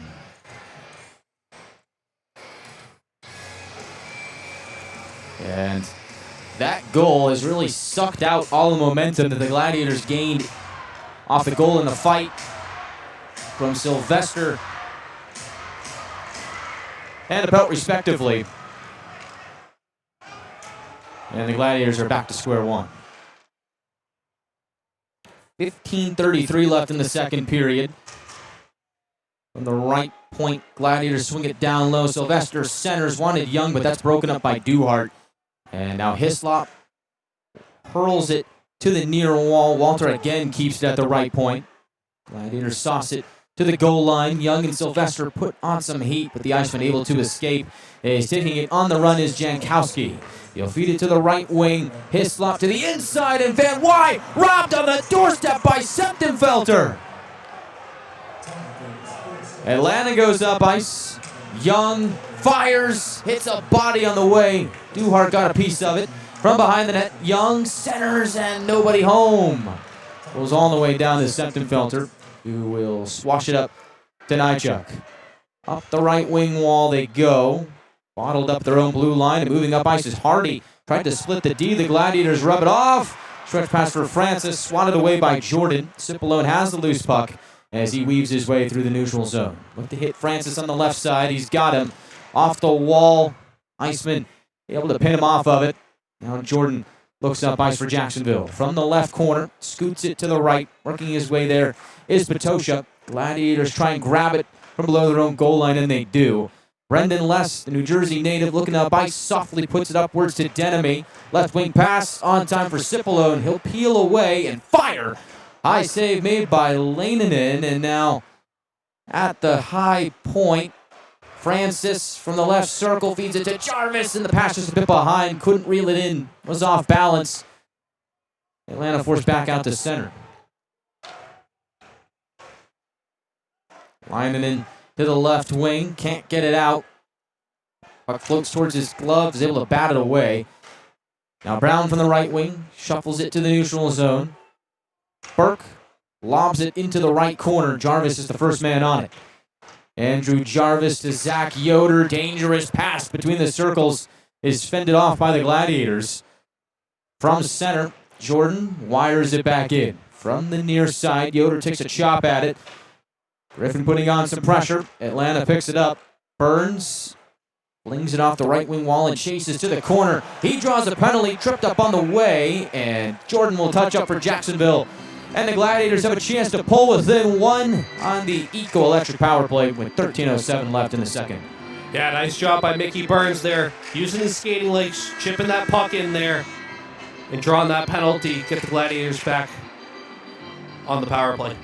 And the Gladiators will go to the power play when we come back, as it's a tripping call on Garrett Van Wy. Well, hang on, let's see. Mickey Burns is also going to go to the box for the Gladiators in an interesting development. We will read the verdict when we come back here on the Gladiators Broadcast Network. Jacksonville by 2. They lead it 3-1. Why choose between getting things done and doing things with the ones you love?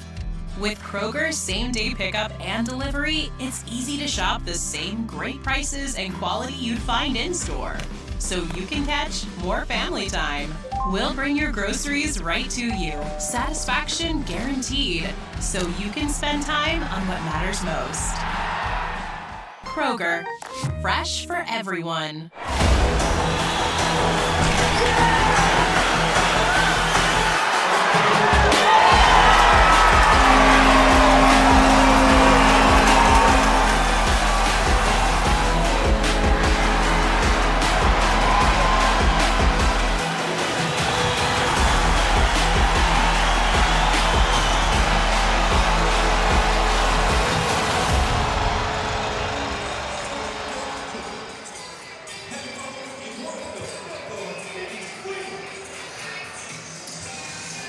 Back here at Gas South Arena, we're actually going to 4-on-4 action. The initial penalty was called on Garrett Van Wy for hooking. Mickey Burns also assessed a minor for high sticking on that same whistle, and so skate 4 aside with 13:07 left in the second period. A little bit of open ice here between these two. Both a man down.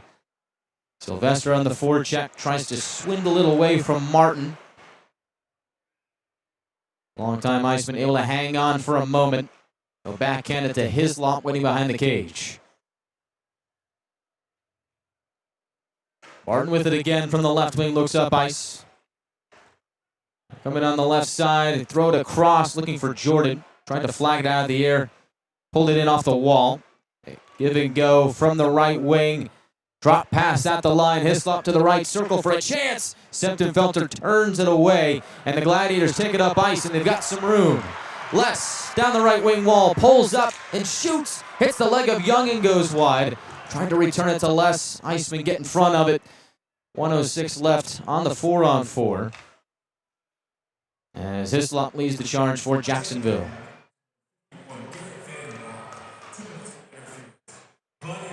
Jordan from the left wing. Slaps it through neutral ice. Les grabs it for Atlanta and locates Nychuk on the left wing. Quick touch pass to Francis on the right side. Motors to the circle. Drops it off for Nychuk. As Francis again on the left wing now. Puts it to the line for Orzek.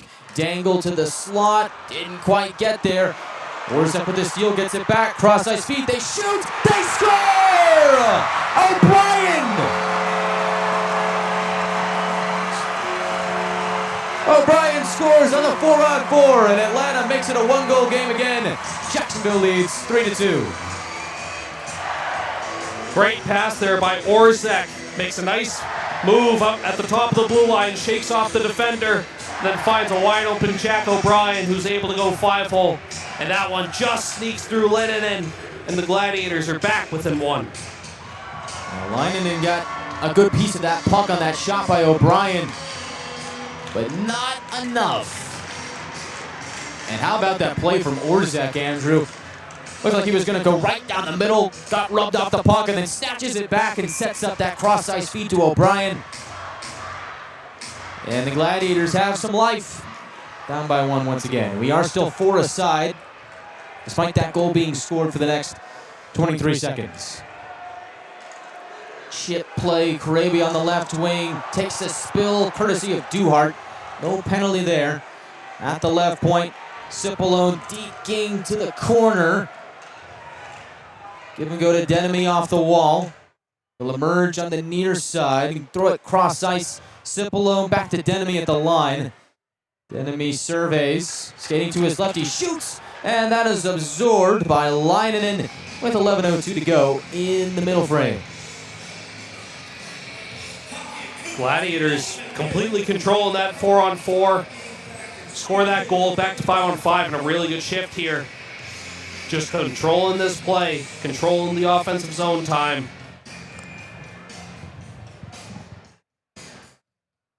Face off to the right of Leinonen. Gladiators send out the fourth line, Scardina, Nolan, and Appelt out of the box after serving his 5-minute for fighting sentence. Yoder's shot from the line gets blocked off the face-off victory. Hardy takes a swipe at it with his glove as he lofts his stick. Gladiators touch it, stripped away by Burke. Sends Hardy into motion, dangle to the net, and Yoder able to mop him up defensively. Great play there. Puck will roll in on Septenfelter, and he will stop time with 10:48 on the clock. You just said it, guy. Really good defensive play by Yoder there. Hardy trying to pull the puck through him, and Yoder, as a defenseman, you got to decide you either go for the puck or the body. And Yoder smartly takes the body, lets that puck trickle in on Septenfelter, who holds for a whistle. Very smart play by Zach Yoder there. And how about Zach Yoder, Andrew? Really having to step up after Mateer got called up to Milwaukee a week ago, and Les and Conroy have been dealing with injuries over the last week or so. Seems like he's really elevated his play as of late and really showed it on that shift. Yeah, he's been really good. Scardina working in deep. Moves to the top of the left circle and fires, and that is snagged out of the air by the glove of Leinonen with 10:27 to go in the second as we approach the midway point of the game. And Yoder will head off to the bench. Gladiators get fresh blood on. Les and Nychuk take the ice defensively for the Gladiators. And O'Brien and that second line with Burns and McNamee will set up shop for this offensive zone faceoff. Face off to the right of Leinonen. It'll be Brown to duel against O'Brien. The Iceman, the victor. And now Whale off the wall, tries to get it out. Pinching his Nychuk, activating from the point, but Brown's able to take it away and send Martin in motion. Down the middle he goes, feed to the right. Brown centers, and they flub on the shot. Puck is swept away. Burns with room. 2-on-2 up ice. Burns from the left wing shoots. That's blocked by Hislop. Loose puck in front, swept away by the Icemen. Brown takes it up ice again. Barreling down the right wing. Chip play off the wall. Septenfelter comes out to slow it down and give it to Les behind the net. They'll find Burns on the left wing. The Mercyhurst product angles it off the near wall on time for McNamee. They'll punch it a bit deeper and get off for a line change. Iceman looking up ice, stretch pass on the money for Griffin. Centers for a chance in front for Burke, and Septenfelter makes the save, but they draw a penalty there with 9:34 to go, and Jacksonville's going back to the power play. And I beg your pardon, that was actually TJ Friedman that was cut into the net there. Made a great play to draw the penalty, and the Icemen will have a chance to once again snag their 2-goal lead back as Carabia takes a seat for the Gladiators. Jacksonville 3, Atlanta 2. We are back after these messages.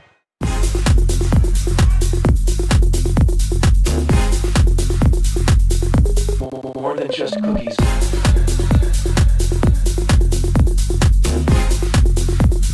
Desserts now in rotation.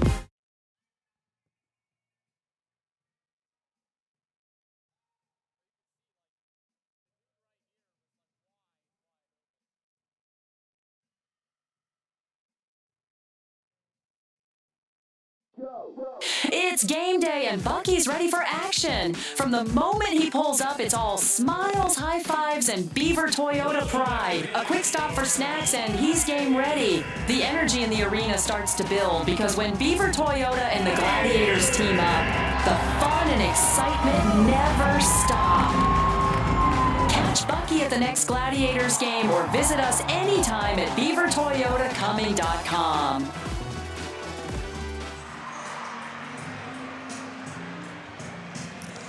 3-2 Jacksonville lead, and they have a chance to add to it. Dylan Carabia in the box for the Gladiators. Off the last whistle, 2 minutes for slashing. Gladiators back to the PK. Jacksonville already with a power play goal here tonight. It is their latest goal from Craig Martin. But the Gladiators start this PK with a good clear off the face-off, and Jacksonville forced to start from the back end. Whale slingshots Martin into action. Rush it to his left for Brown. Return to Martin. Sneaky shot from the goal line. Hits the side of the cage.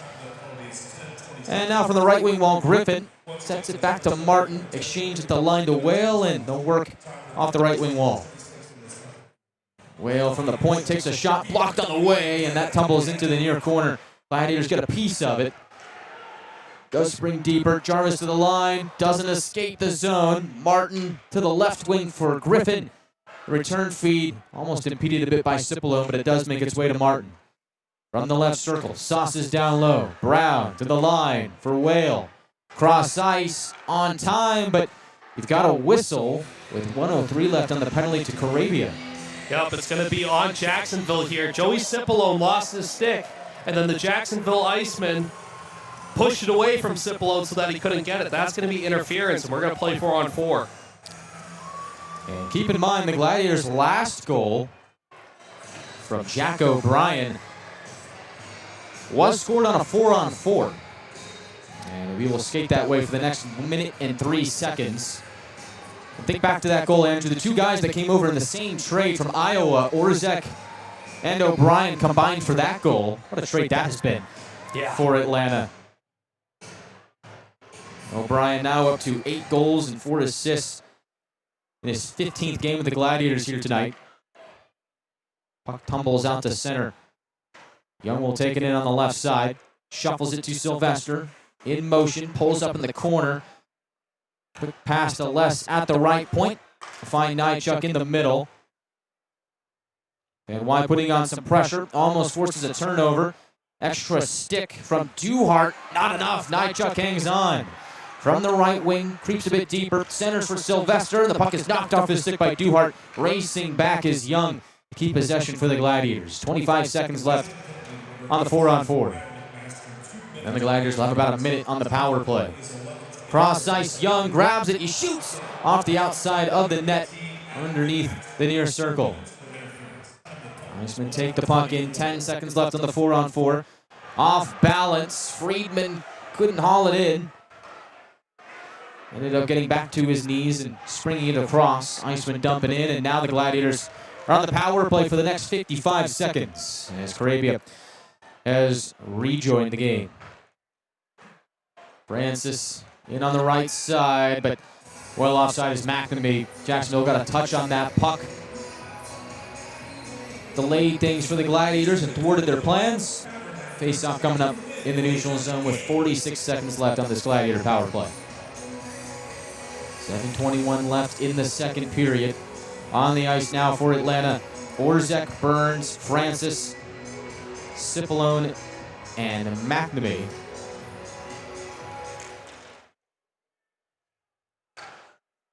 McNamee on the left side off the face-off victory. Steers it to the right wing where Burns gets a touch on it. Behind the net, McNamee once again. Chops it up to the left point for Orzek. Drifting right finds Francis. Return to Orzek. Now at the left circle, it's McNamee. Back to Orzek, manning the line. McNamee again. Orzek once more. The right circle for Francis.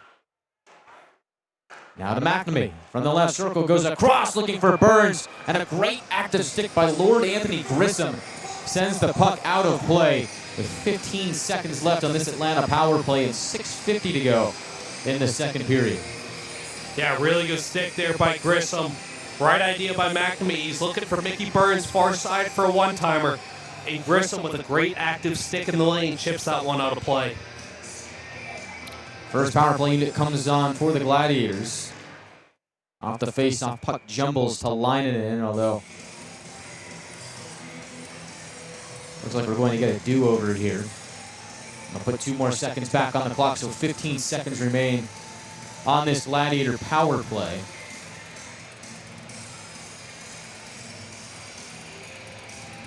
It'll be Young to duel with Brown at the circle. And off that draw, the Gladiators have won it. Right point, Nychuk moving to his left. Backhands it to Young. Right point shot. And he scores! His stick breaks, and the puck ends up in the back of the nets. No stick, no problem. Alex Young has tied it at 3.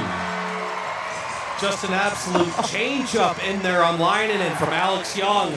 Looks like he's going to load up and rip one. The stick breaks, and it just slides through the 5-hole. And the Gladiators tie it up. That might be the only instance I've ever seen where a player's actually happy that his stick broke. You're right, Andrew, it's a change-up. Leinonen just couldn't read it because that shot came off so awkwardly because the stick broke. Just slid across the floor into the back of the net, and Young has tied it at 3. Incredible. Might be one of the wackiest goals I've ever seen.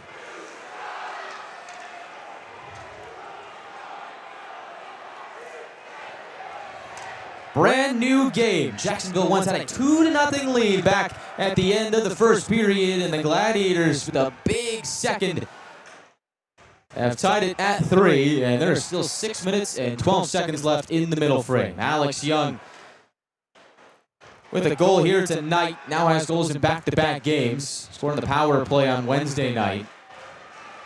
Jacksonville trying to take the lead back as Hardy puts a floater on goal. It's kicked away by Sempenfelter. Nolan over the red line, moves into Jacksonville territory. Nolan shoots, fought off by the shoulder of Leinonen. And now Jarvis sets up Scardina on the left circle. Stick from Van Wy forces him to the outside, and now an extra chop from Jordan helps the puck through the neutral zone and into Atlanta ice with 5:34 to go in the second. So Young's 15th of the season comes from Nychuk and Sylvester to make it a 3-3 tie. The puck will go out of play with 5:20 left in the second period.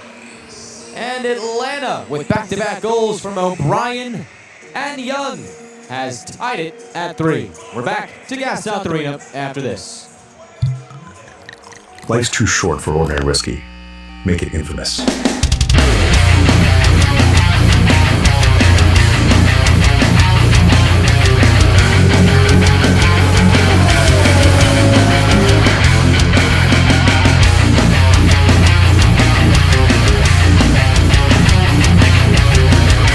Now available at Mega Package Store, 2820 Lawrenceville, Sewanee, Oregon. 4 miles from Gas South. We're 20, and yeah, we're celebrating big. Because in 20 years, we didn't just make the gear. We made hockey cooler. They said we were too loud, too flashy, too different. They told us to tone it down. The Warriors don't tone it down. We go full throttle. And this is just the start. 20 years in and we're just getting warmed up.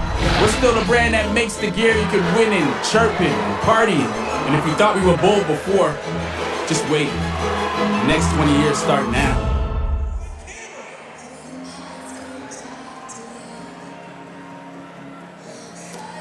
Alex Young's 15th goal of the season from Chad Nyshuk and Cody Sylvester on the power play has tied the game up at 3. Jacksonville had a 2-0 lead until 2 minutes and 21 seconds into the second period when Cody Sylvester scored, and the Gladiators have now outscored the Icemen 3-1 here in the second period. And the interesting thought on that power play goal for the Gladiators, Andrew, is there's 15 seconds left on that power play, and Matkin still trotted out the first unit. Sometimes teams will just let things go and send out another line, but the Gladiators stuck with it. It's a centering feed for Cipolo, makes its way to Leinen, and he'll pounce on it with 5:11 to go in the second. Yeah, Guy, I feel like Gladiators have had most of the momentum in this second period, aided by a couple power plays and 4-on-4s. But as you said, outscoring the Icemen 3-1 in this period, they've really kind of seized control of this game in the second period. It's been great to see. Yeah, the Gladiators this season have really come alive in the second and third periods, as the Gladiators have now outscored their opponents 45-33 in second periods this season.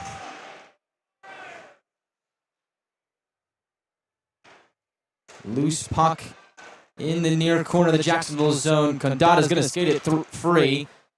Has Duhart barreling down the right wing for a backhand shot, and doesn't make its way to the net. Great back check by Francis. Jarvis in the area as well. As now the puck hits the skate of the linesman, sets up a chance for Jacksonville. Cross-ice feed to Duhart, and it's just over his stick. Boy, did the Gladiators catch a break there. Duhart in the near corner, keeps things going for the Icemen. From the end wall, Yoder snaps it up. Gladiators punch it out to the neutral zone. Cipolone overskates it. Friedman pulls it in for Jacksonville. From the right wing, off the wall, has Hardy on the fly. Make that Patosha. He'll cut towards the net. Septenfelter able to take away the angle. It is now Patosha from the left wing, steers it to the right. Hislop gets there, beating out Jarvis, who's lost his stick. Hislop sidestep, takes a shot from the circle. That goes off a body and out of play with 4 minutes left in the second period. And the shot count reads 19-15 in favor of the Icemen. Gladiators here in the second period have outshot them 8-7.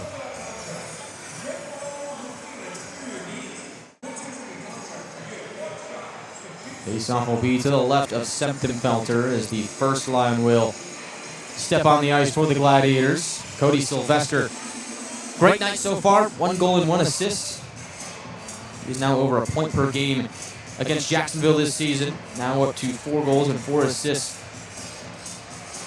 in 7 games. This is the 7th meeting. There's a discussion going on at ice level, and I'm not quite sure what this could be. Looks like there is something going on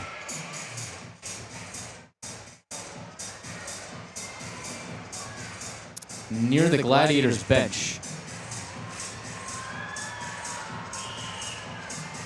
And it might be in the second or third row of the stands. Is everybody looking in that area? I'm not really all that sure what's going on over there.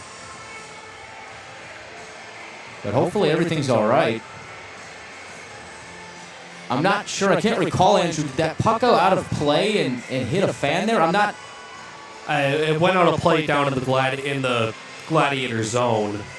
There is a woman in the first row behind the Gladiators bench that is in need of medical attention, and that is what has put a halt to this game. And I'm not going to speculate as to what this may be, but we're going to keep her in our prayers and hope that she's all right. Scary sight at Gas South Arena. And both teams have put a stop to the play here. And this building has simmered down to a murmur.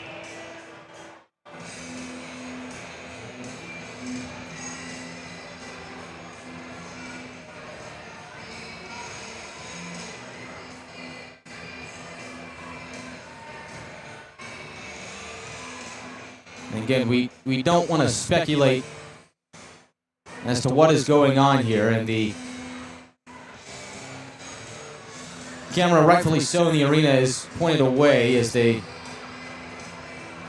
tend to the fan in the first row behind the Gladiators bench. Right behind where Ethan Hyder, the backup for the night, is situated on the Gladiators bench. And props to the officiating crew here for stopping this game, as a very serious medical episode is happening. And again, we will keep the fan in our thoughts and prayers as this is all going on, and we will step away here on the Gladiators broadcast network for a moment as they take care of this matter here at Gas South Arena. 3-3 game. Icemen and Gladiators are tied. 4 minutes left in the second. We are back in a moment on the Gladiators broadcast network.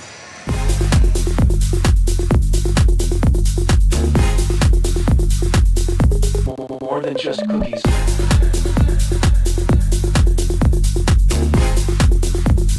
Desserts now in rotation.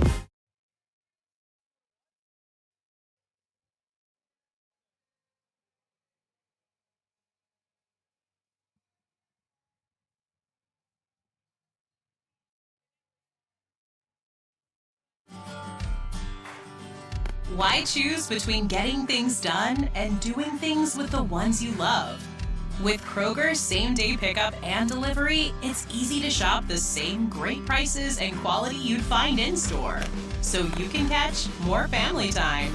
We'll bring your groceries right to you. Satisfaction guaranteed, so you can spend time on what matters most. Kroger, fresh for everyone. Welcome back to Gas South Arena. 4 minutes left in the second period. 3-3 tie. Gladiators have scored 3 times in the second period. The Icemen won. Gladiators rallying from behind 2 to tie this game at 3. But this game has been put on pause for a moment as there is a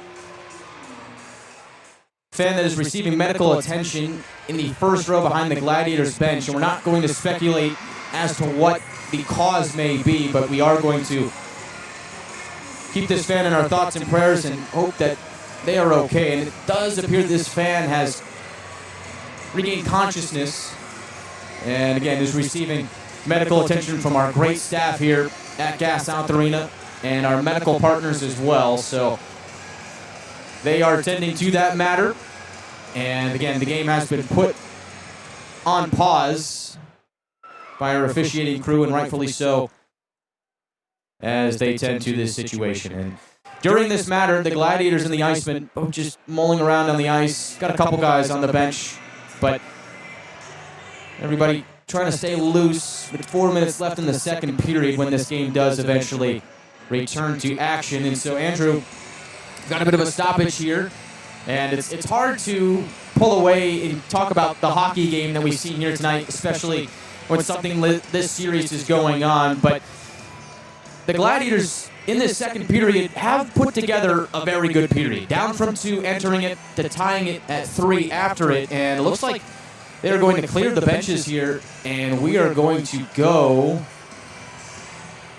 to an intermission. And so it's unclear whether or not they'll just call this the second intermission and add the 4 minutes to start of the third. We will read that information to you when we get it. But for now, the benches are cleared and both teams are headed off to the locker room as this fan receives medical attention. And this delay has gone on for a while, maybe 5 minutes or longer. And so with so little time remaining in the second period, they are just going to send both teams to the locker room. And we will provide an update on the situation when we have it. For now, we will call this the end of the second period. And so to recap, for those of you just joining us, the Gladiators and the Icemen are tied at 3. 4 minutes left in the second period. The game put on pause as a fan in the crowd is receiving medical attention from our great staff here at Gas South Arena. This delay has gone on for quite some time, over 7 minutes, I would say, at this point. And because of the time remaining in the second period and the length of the delay, they are sending both teams to the locker room for what is likely going to be the second intermission. So it will likely tack on the 4 minutes to start the third period, and we will call this the second intermission. And so we are going to step aside. Gladiators and Icemen tied up at 3. 4 minutes left in the second period, but we're going to call this the second intermission. We are back in 1 minute to talk about the game when we come back. It's game day and Bucky's ready for action. From the moment he pulls up, it's all smiles, high fives, and Beaver Toyota pride. A quick stop for snacks and he's game ready. The energy in the arena starts to build because when Beaver Toyota and the Gladiators team up, the fun and excitement never stop. Catch Bucky at the next Gladiators game or visit us anytime at beavertoyotacoming.com.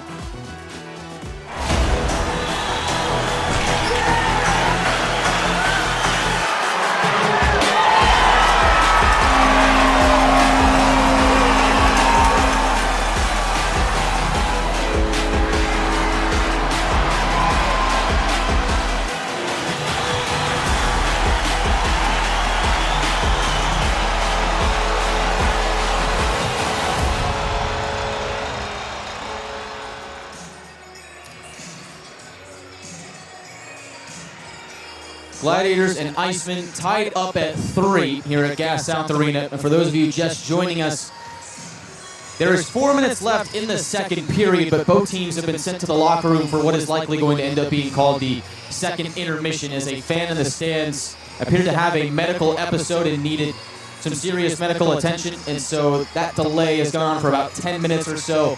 And so because of that, and with such little time remaining in the second period, they have sent both teams to the locker room, and this will be the second intermission as they tend to this fan. And we're going to keep this fan in our thoughts and prayers as she receives the great medical attention from our arena staff here at Gas South Arena, as that fan has since been escorted out of the bowl. And again, we keep that fan in our thoughts and prayers as this is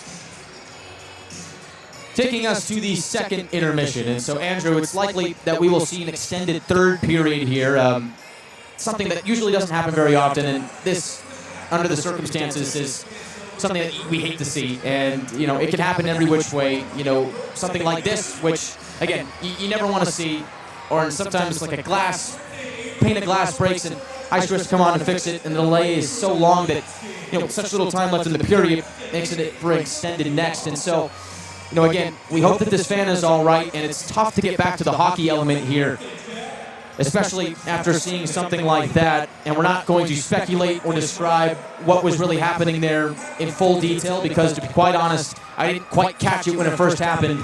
But again, we're going to hope that this fan is all right as we bring you back to the hockey side of things. And so it was a great second period for the Gladiators, Andrew, and through 16 minutes of period 2, the Gladiators rallied from 2 down to tie this game up at 3. Kind of walk me through how they did that, because momentum really was in Jacksonville's favor after one period, and the Gladiators get a quick goal to start the second, and they kind of run from there.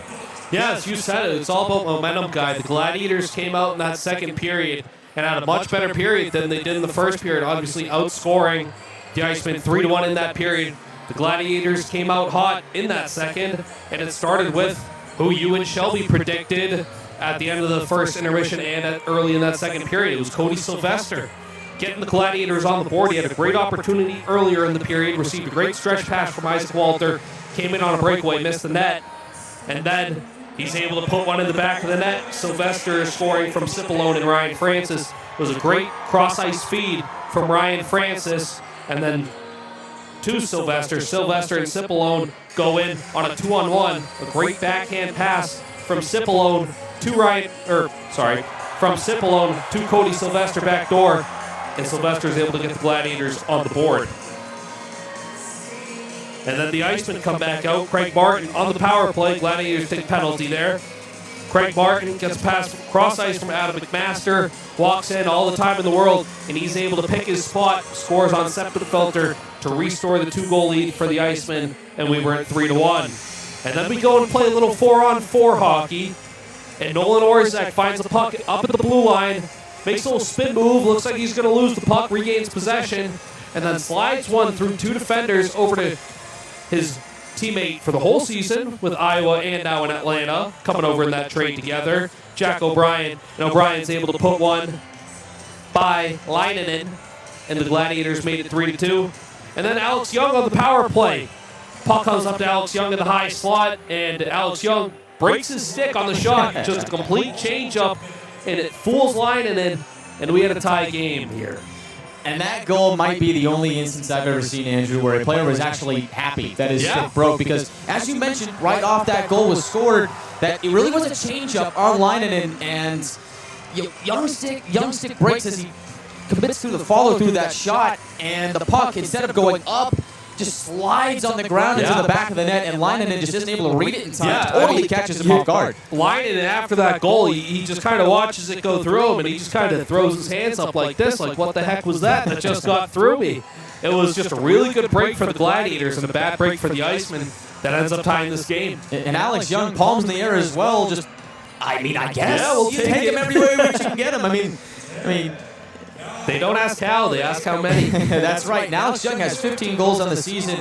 How good has he been, Andrew? I mean, this guy, his first full season with the Gladiators, and it really felt like coming into this season, he was destined to have a good year. Yeah. It felt like if anybody was a breakout candidate to have a big season this year, it was Alex Young. He came over in the trade with Ryan Francis at the deadline last year. Had a good start with the Gladiators, but really not enough time to really get his skating legs under him and really get the wheels turning as a part of this team. Goes through training camp with the Gladiators, starts the year with Atlanta, and he starts in a big way, and now he has 15 goals on the season. Yeah, playing up on that top line with Sylvester and Walter.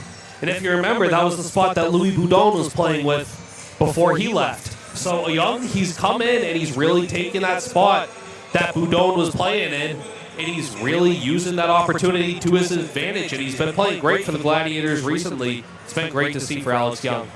Alex Young off to a great first half of the season. Young now 15 goals, 20 assists, 35 points, this being game number 41 of his season. And let's talk about his line mate when we get a chance, Cody Sylvester. And we talked about coming to this game how it felt like he was due. It had been a bit of a dry spell for him as of late, picking up assists here and there. But for Sylvester, he is a goal scorer at his very best. And for him, 9 goals coming to this game on the season. It had been a while since he had scored his last goal, which came on January 17th against Greenville. And so for Sylvester, it's been a long time coming. He has 2 points in that second period, a goal and an assist. What have you liked about his game so far here tonight? Yeah, I think he's just really playing with a lot of pace. We all know Cody Sylvester. He's a really smart player. He knows where to be on the ice. He's a veteran. He's done this a million times. He knows what he's doing out there. But he's really been playing with a lot of good pace. We saw it early in that second period. A loose puck near the Gladiators' blue line. Sylvester recognizes that Isaac Walter is going to get it, and he sprints past 2 Icemen. Walter with a great pass hits Sylvester on the breakaway. He goes in, obviously not able to finish on that opportunity, but then he springs a 2-on-1 with himself and Cipollone. And Sylvester, the smart player he is, he knows he's got Cipollone with him. Sylvester goes to the net, great pass by Cipollone, and he taps in the backhand. So for Cody Sylvester, it's what's always made him great, being consistent, being smart, and playing with pace. Yeah, and there were 2 things that really stood out to me on that shift that led to the eventual goal, Andrew, and that was, 1, the speed of Cody Sylvester on that shift. I mean, that was the fastest that he had looked all night long to me, and it showed on that shift, and just the awareness of knowing where to be on the ice to create the initial play with Walter, and then the second one on the finish from Cipollone. Cody Sylvester using that veteran presence there on that shift leading to the goal. Seems like he is into this one, and that is big for the Gladiators as they look to now take the lead in the third period. Yeah, he's the captain of this team. The team came out obviously a little sluggish, being down 2 in that period, and he dragged his guys into the fight. And it's just great to see from the captain dragging his guys into the fight and getting this game tied for the boys. So the Gladiators have rallied from 2 down to tie the game up at 3 after a big second period in which they outscored the Icemen 3-1. Sets the stage for an exciting third period here from Gas South Arena, and this third period will be a 24-minute third period. For those of you just joining us, the second period ended short with 4 minutes left on it as a fan in the lower bowl received medical attention from our great staff here at Gas South Arena. That fan has since been carried out and is being tended to, and we keep them in our thoughts and prayers and hope that they are going to be okay. And that is the reason for the early second intermission and the extended third period to start. And so I'd like to give a big thank you to our medical staff here at Gas South Arena for helping that fan out, taking care of the situation. And again, we hope for everyone here on Press Row and within the Gladiators organization that fan is all right. We'll be back here at Gas South Arena for the second half of the second intermission after this from our local partners. It's game day and Bucky's ready for action. From the moment he pulls up, it's all smiles, high fives, and Beaver Toyota pride. A quick stop for snacks and he's game ready. The energy in the arena starts to build because when Beaver Toyota and the Gladiators team up, the fun and excitement never stop. Catch Bucky at the next Gladiators game or visit us anytime at beavertoyotacoming.com.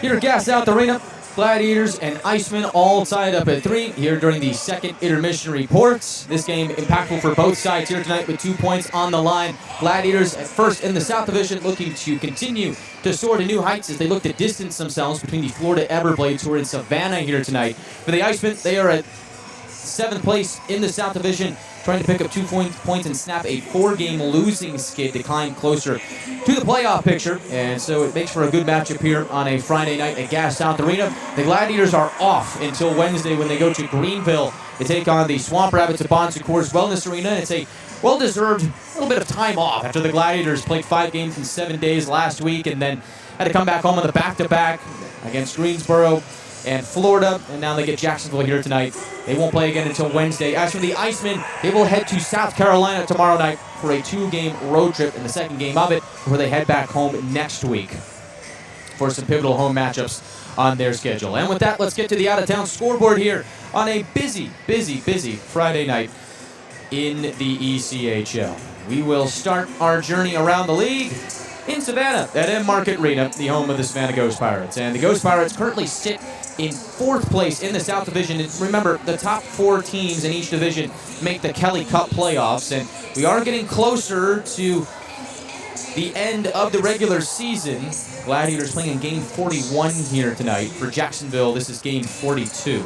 And over at In-Market Arena, the 4th seed Ghost Pirates hosting the 2nd seed Everblades are up 2-1 at the start of the third period. Savannah scores the first 2. Tristan Amonte has both goals for Savannah, as Florida's lone goal came from Logan Lambden, 8:17 into the second period. And we'll keep an eye on that one, as if the Gladiators win here today and the Ghost Pirates do the Gladiators a favor, Atlanta can have a 3-point lead over the Everblades at the end of the night if the Gladiators are able to cap off this comeback. Over in Maine at Cross Insurance Arena, the Orlando Solar Bears have gone north. The Maine Mariners host Orlando, and after 2 periods of play, Maine has a 4-3 lead over Orlando, as the Solar Bears, much like Jacksonville, trying to climb their way back into the playoff picture. Orlando playing game number 45 here tonight, running out of games on their schedule, but they have been better as of late, winners of their last 3.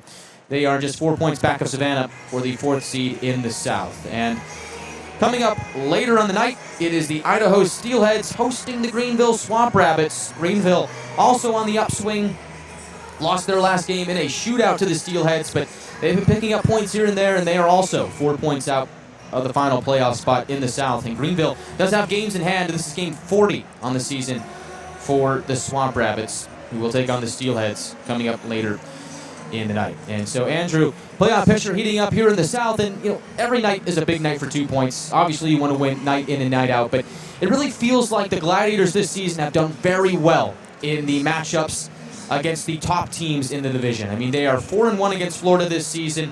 They're 4-2 against Jacksonville. They're 2-1 against South Carolina, but this is a Gladiators team that seems to have risen to the occasion in the big games. And the question now is, in a trap game, sluggish start, can they find a way to pick up what should have been an easy 2 points for them to start against a Jacksonville team that is trying to right their season? Yeah, well, if they play anyway like they did in that second period towards the end of it, they will most likely complete this comeback. The Gladiators came out in that second period, and they really, picked up their game from where they were in the first period. They really took advantage of this Jacksonville team, and they really came out, played their game, and I loved what I saw from the Gladiators in the second period. But you said, these are teams that you're going to be seeing in the playoffs, the Floridas, the South Carolinas, the Savannahs, and having good records against those teams bodes very well for the Gladiators if they eventually beat these teams in the playoffs later this spring.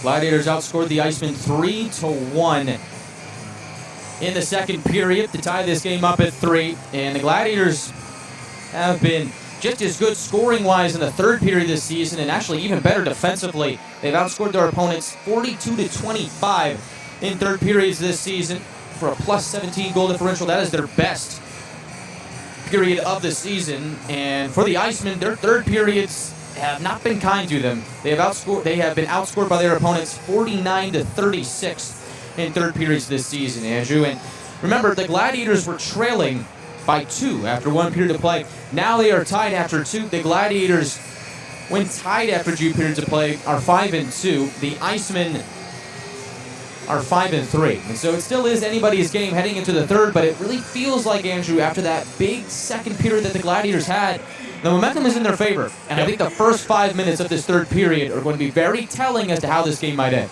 Yeah, obviously that second period ended very abruptly for both teams. We weren't able to fully finish that second period, so it's going to be interesting to see how, with an extended third period, how these teams come out and how they kind of combat that playing a longer period in this third. And for the Gladiators, this third period is going to start with 24 minutes on it, because that was the amount of time that was left at the end of the second period that was called due to the medical episode in the arena.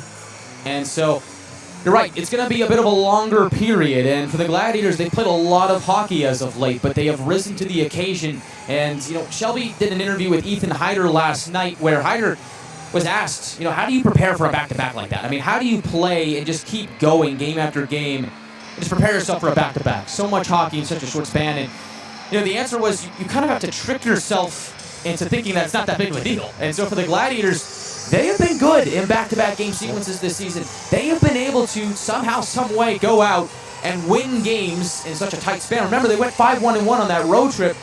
They played 7 games in 12 days. Incredible feat by these Gladiators. And so again, here tonight, they're really going to be put to the test. And I think, Andrew, again, the first 4 or 5 minutes of this third period, if the Gladiators can get the momentum swing in their favor, I think they have this game under control to start, but they have to find a way to do something in the early going here. You can't let Jacksonville take that momentum back. Yeah, you said it exactly. You got to come out early in this third period, grab momentum, whether that's a really good shift in their zone, a big hit by the Gladiators. You got to do something to chip away at the Icemen and take this momentum into this third period. And we are just about set for the start of the third period. Step aside for 1 minute here in the Gladiators Broadcast Network. Atlanta's hit the ice. Jacksonville soon to do the same. Big third period awaits, all tied up at 3. We're 20, and yeah, we're celebrating big. Because in 20 years, we didn't just make the gear. We made hockey cool. They said we were too loud, too flashy, too different. They told us to tone it down. The Warriors don't tone it down. We go full throttle. And this is just the start. 20 years in and we're just getting warmed up. We're still the brand that makes the gear you could win in, chirping, partying. And if you thought we were bold before, just wait. The next 20 years start now.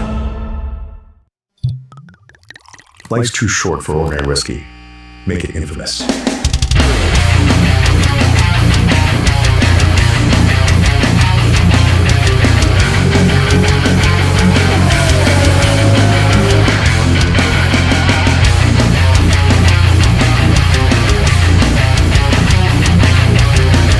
Now available at Mega Package Store, 2820 Lawrenceville, Sewanee, Oregon, 4 miles from Gas South Arena.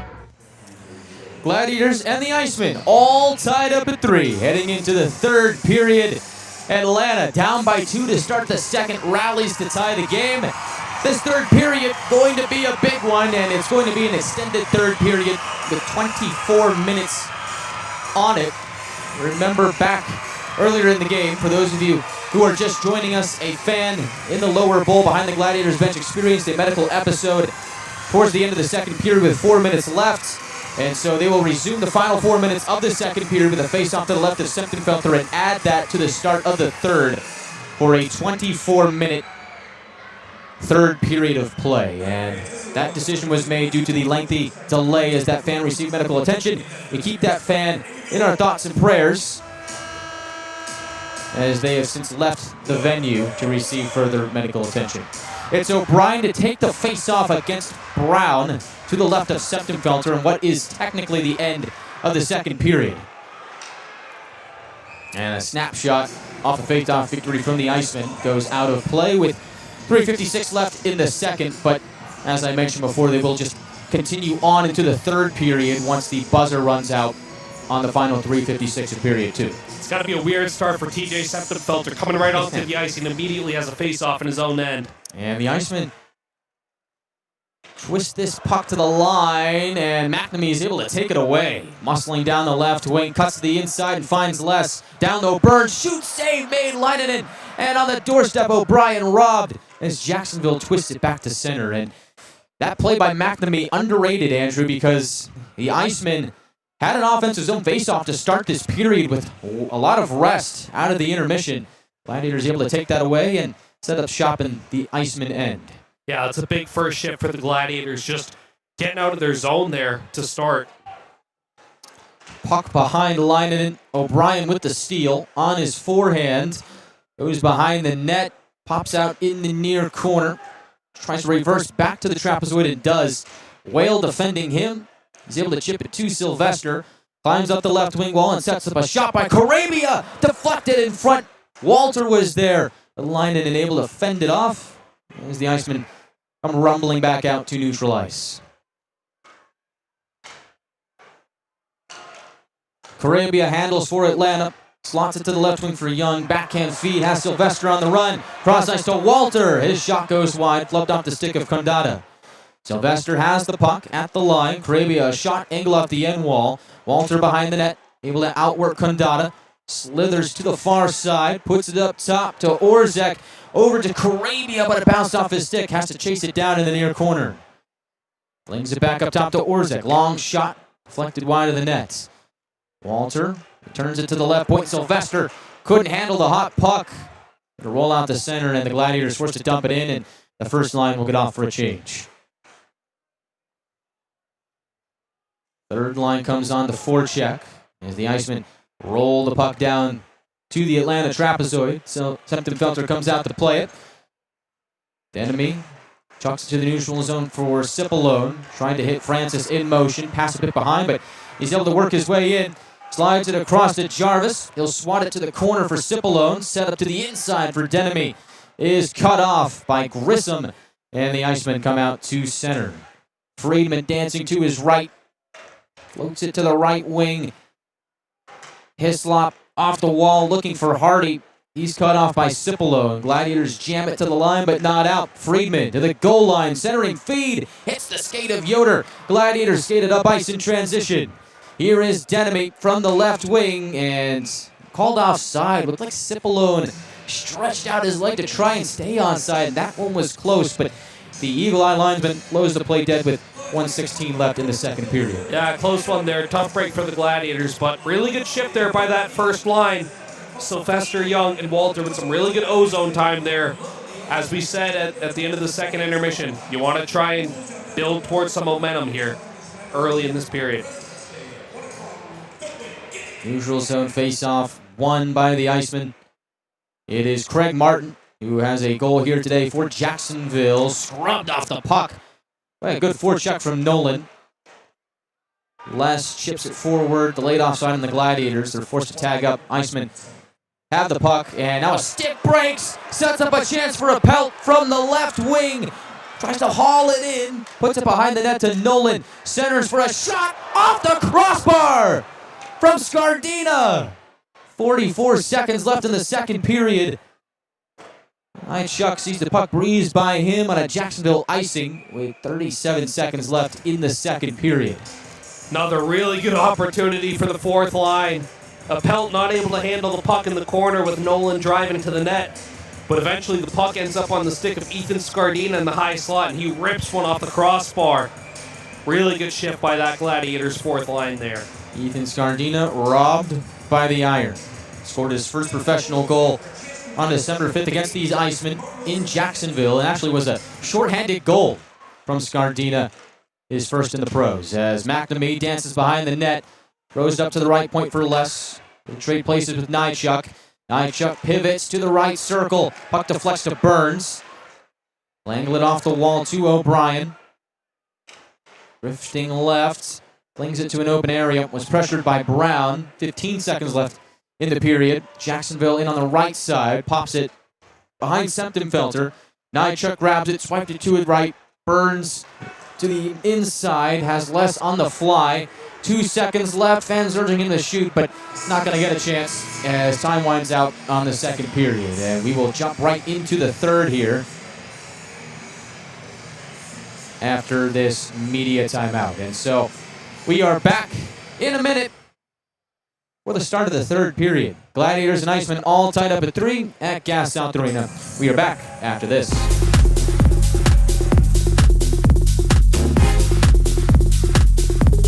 More than just cookies.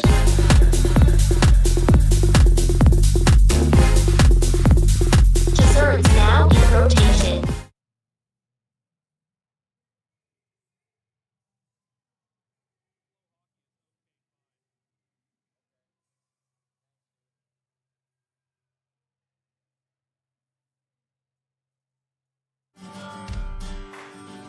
Why choose between getting things done and doing things with the ones you love? With Kroger's same-day pickup and delivery, it's easy to shop the same great prices and quality you'd find in-store, so you can catch more family time. We'll bring your groceries right to you. Satisfaction guaranteed, so you can spend time on what matters most. Kroger, fresh for everyone. For those of you just joining us, we're going to roll right into the third period as with 4 minutes left in the second period. A fan in the concourse needing medical attention, leading us to a lengthy delay as they received attention from our great medical staff here at Gas South Arena. And because of that delay, both teams were sent to the second intermission early. So we came back, played through the first 4 minutes of the third period, went to a 2-minute break, and now we will leap right into the third period here at Gas South Arena. Gladiators and Icemen all tied up at 3 apiece. Young will take the center circle face-off against Garrett Van Wy. And we are back for the third period in Duluth. Puck is smacked into the Jacksonville end. Van Wy behind the net, shaken down by Sylvester. Puck pinned up in the corner as now a centering feed goes to Walter. He is shut down point blank by Leinonen. Now it's Jacksonville's turn. Duhart from the left wing, forced to peel up a bit. Top of the left circle. Puck is washed away by Young. He'll go behind the net. Jacksonville gets it back. Van Wy checked off of it by Les, and now Young will handle. Traded off to Nychuk. Moves down the middle. Pass intended for Young, hit a skate. Moving up ice is Friedman. Orzak, great defensive play. Gets in front of his plans, and now the Gladiators will handle behind Septemfelter. Long pass to the right wing, on the money for Young. From the red line, having trouble handling it, just trying to waffle it into the Iceman end. Gets cut off by Whale. Goes down the middle and is forced to the far corner. Carabia with the defensive stand. Puck is swatted on the near side, at the point, dancing is Hislop. Has some separation for a pass down low, but Tosha has it jabbed away by Denemy.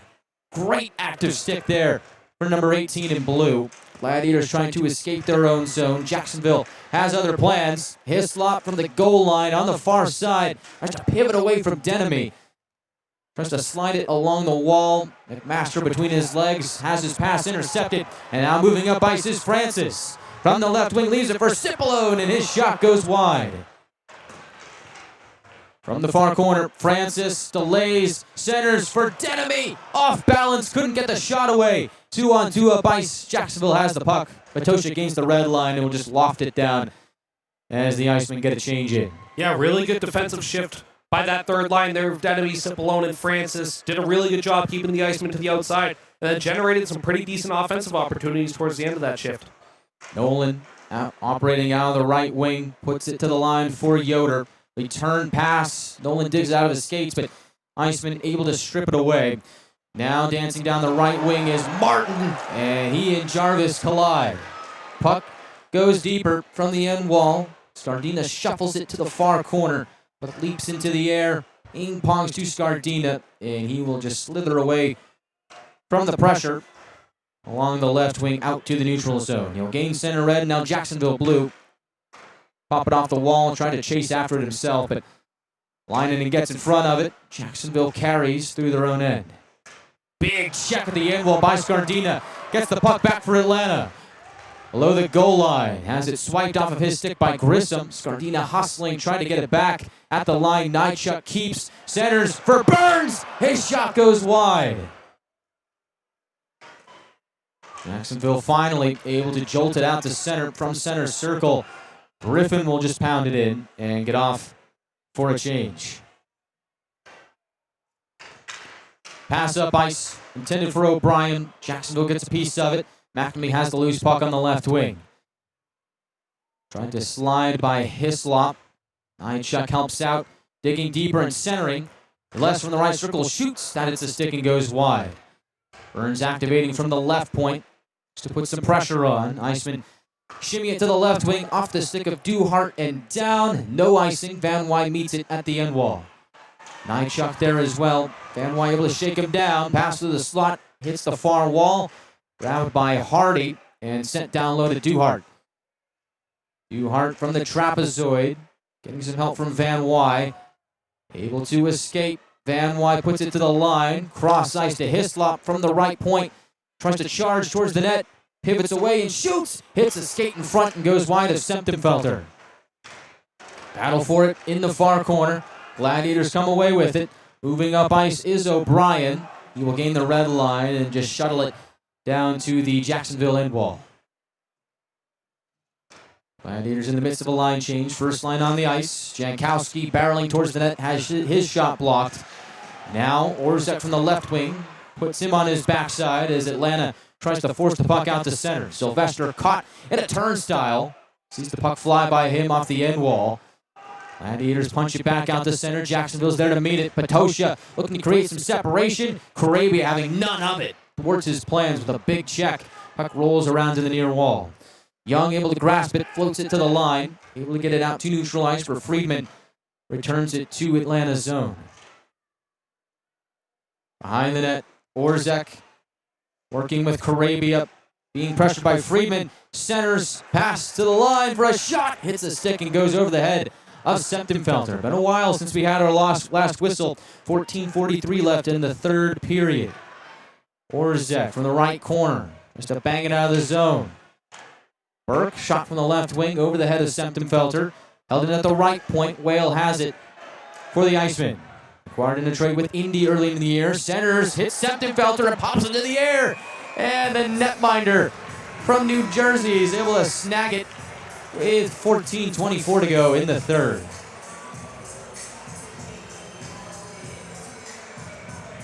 Gladiators and Icemen all tied up at 3. We are back to action here at Gas South Arena after this from our local partners. It's It's game day and Bucky's ready for action. From the moment he pulls up, it's all smiles, high fives, and Beaver Toyota pride. A quick stop for snacks and he's game ready. The energy in the arena starts to build because when Beaver Toyota and the Gladiators team up, the fun and excitement never stop. Catch Bucky at the next Gladiators game or visit us anytime at beavertoyotacoming.com.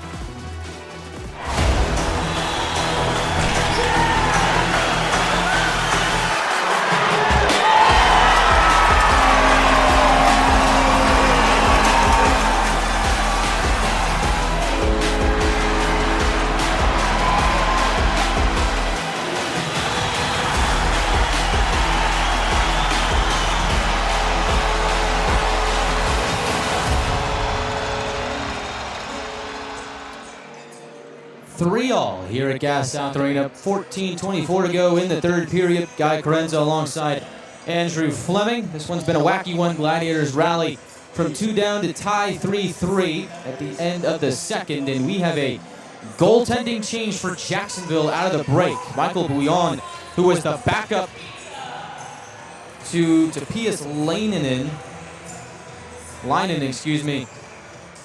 has come in relief. And the cause is uncertain. He comes in cold as a shot by Martin gets to the goal front, and Septenfelter dives on it for a whistle with 5:43 gone by in the third. And Andrew, I can't quite put a finger on as to why this change might have been made for the Icemen other than a potential injury to Leinen in his Jacksonville debut. Yeah, well, we saw an equipment issue with TJ Septenfelter a couple weeks ago. This might be something like that because Leinen isn't even on the Jacksonville bench right now. He's gone down the tunnel. Shot by Martin. We'll keep an eye on that situation as the third period rolls on. Jordan from the neutral zone puts it in. He actually hits the referee. He's able to get back up to his feet as a big check is thrown on Denemy in the near corner, and Septenfelter's off to the bench. We've got a penalty here with 13:52 in the third, and Andrew, I think we're just scratching off just about everything on the bingo card here. Yep. I don't quite know what in the world is going on here tonight, but it seems like something's in the air here. Yeah, this penalty's going to be on Hislop for that hit on Denemy in the corner. Gladiators back to the power play with a chance to take the lead here. And remember, as you noted before, Andrew, moments ago out of the break, Michael Bouillon, the backup to Leinen in here tonight, is in for this Gladiators power play. Power play brought to you by Eco Electric. Gladiators have already scored once on the power play here tonight. Alex Young got his 15th goal this season as the Icemen clear on the opening faceoff to start the man advantage for Atlanta.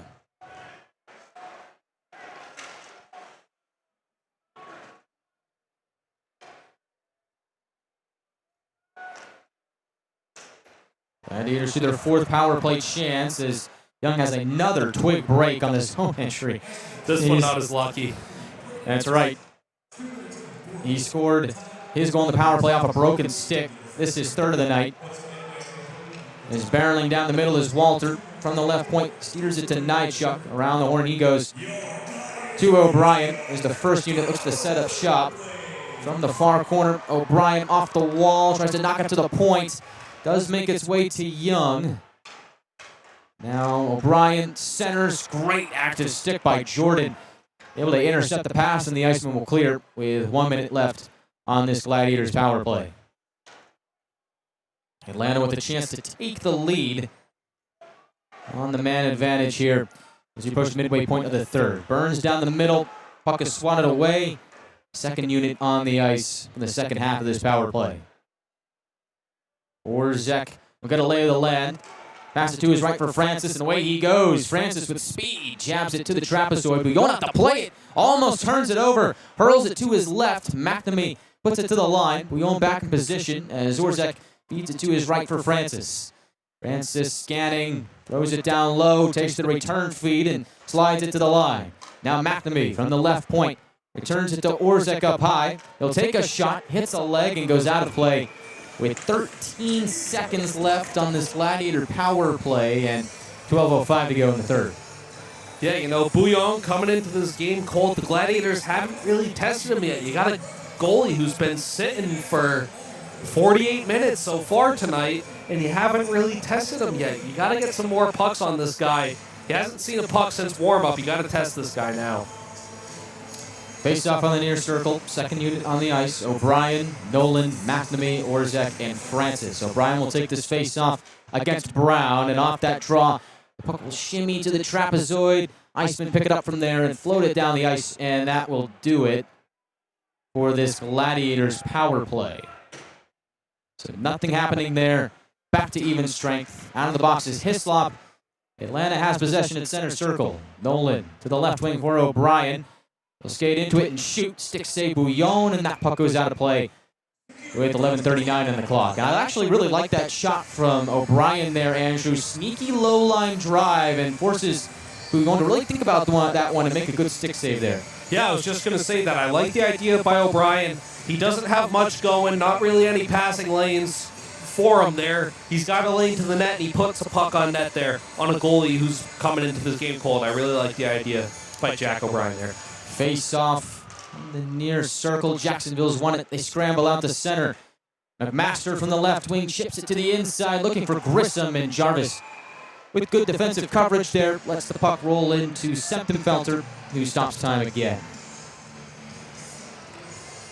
Face-off will be to his right. So entering the night, our goaltending matchup was Topias Leinonen, the former second-round draft pick of the Buffalo Sabres, against TJ Septemfelter. It has since changed to Michael Bouillon, who was the backup to Leinonen. And interestingly enough, this is the second straight game that Bouillon has come in relief for the starting netminder, as the last one was in the 7-0 loss Jacksonville suffered to the Ghost Pirates. Bouillon stopped 19 of 23 in that game, coming in relief for Cameron Rowe. Van Wy on the right wing grabs the puck, cuts to the inside, and shoots. That goes off the outside of the net. On the left point, they'll go across to Jordan. One-time shot gets deflected on the way, but Septemfelter reads it all the way through and absorbs it like a sponge. The stop time with 11:03 to go in the third. Yeah, it looked like that one might have been deflected by Septemfelter's teammate Carson Denemy there on the way in. Septemfelter reading that one all the way in off the deflection. Makes a sneaky hard save there to keep this game tied. And here tonight, we will keep an eye on Tejas Jordan, the defenseman for Jacksonville. And the last time that these two teams were tied in a critical game in Jacksonville, the last time the Icemen beat the Gladiators, it was Jordan that scored the game-winning goal. And for some reason, he's been red hot against the Gladiators this season. He only has 12 points on the season. 4 of those in the 6 games prior in the season series against the Gladiators. 1 goal and 3 assists. Van Wy climbs up to the line, cross-ice feed away from Whale. That'll jumble out to the neutral zone, and Iceman will just pound it down and get a change in. Meanwhile, Nychuk quickly to lessen up ice. Away from the intended target in McNamee, no icing. From the right wing, Burns hauls it in, sets up Nychuk for a blast. Save Bouillon, the puck is loose. Jacksonville sweeps it away. I really like that play there, Andrew. Gladiators crash the crease. Bouillon didn't have enough quite time to make the save. Is now a shot from Friedman is kicked away by Septemfelter. Now a long bid goes into his glove, and time stops. Maybe he thought about playing that puck, but he didn't. And the whistle blows, and afterwards a bit of a skirmish there. Yep, this game's starting to open up a little bit here. A little bit of up and down action here. First, a nice shot on net by Nychuk from the point on Bouillon. Kicks out a rebound. Gladiators just not able to find it. Then the other way, a couple nice saves by Septemfelter. These two teams will see each other again in this building on February 27th, and we'll get a whole lot of love in the month of March. 4 meetings in March between these two teams, and it all happens within the span of 10 days. So these two teams are going to get to know each other very well down the home stretch of the season. As the Gladiators off the defensive zone, face-off, bang it out to center. Here is Walter from the left wing. Pulls up a bit and shoots for a kick save by Bouillon. Pass across is flown through the slot. Walter grabs it at the right point. Had some space, but that quickly evaporated. They'll put it down below the goal line. Now Orzek activating from the left point, keeps the play alive on the near side. Walter to Orzek at the half wall. He'll trade places across to Carabia from the circle, shoots, hits a stick, and goes away from Bouillon. Sylvester was there. Now in the near corner, Hislop able to peel it away. Chips it to his left for Petosia. Lurking in the neutral zone is Friedman. As Petosia just gains the red line and wires it in and gets off for a change. 9:22 to go in the third period. Orzek. They hit a little chip pass to Sylvester. Puck ends up trickling down, and Gladiators make a line change. Loose puck on the near wall. Cipollone racing after it. Gets a piece of it, but Martin and the Icemen able to handle. Here is Jordan up ice. Quick feed to the left wing. Griffin pass to the inside. Goes out of the slot.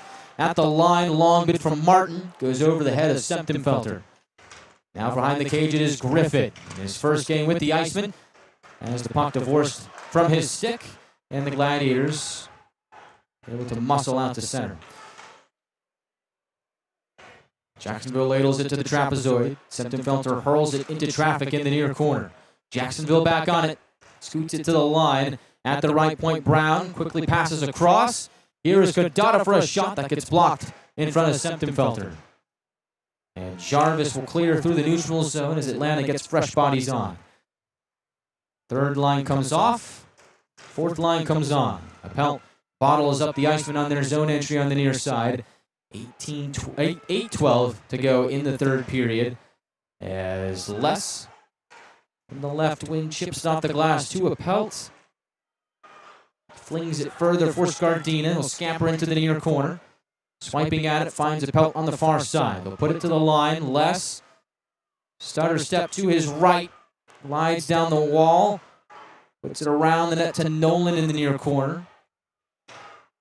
Nolan on his forehand, stumbles. Puts it to the line. Cross ice. Les to Appelt. Exchange on the right wing. They sauce it around to the near corner again. Good ozone time here for the Gladiators as Nolan looks to keep it alive.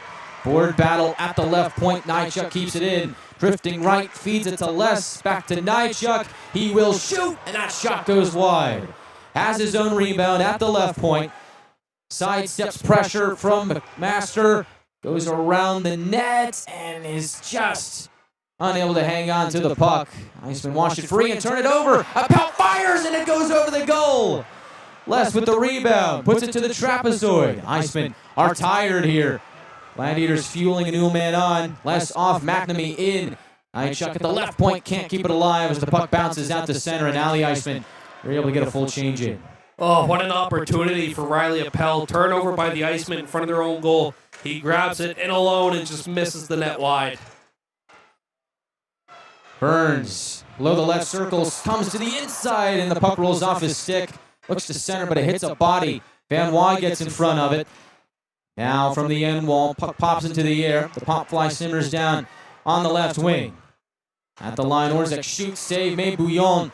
Rebound goes to Burns. From the right circle, he shoots. That shot gets blocked. Held in at the line by Carabia. Pressure coming. Icemen take it away. On a breakaway, it's Hardy, and he's offside. Game of inches. Jacksonville tried to hit the home run play.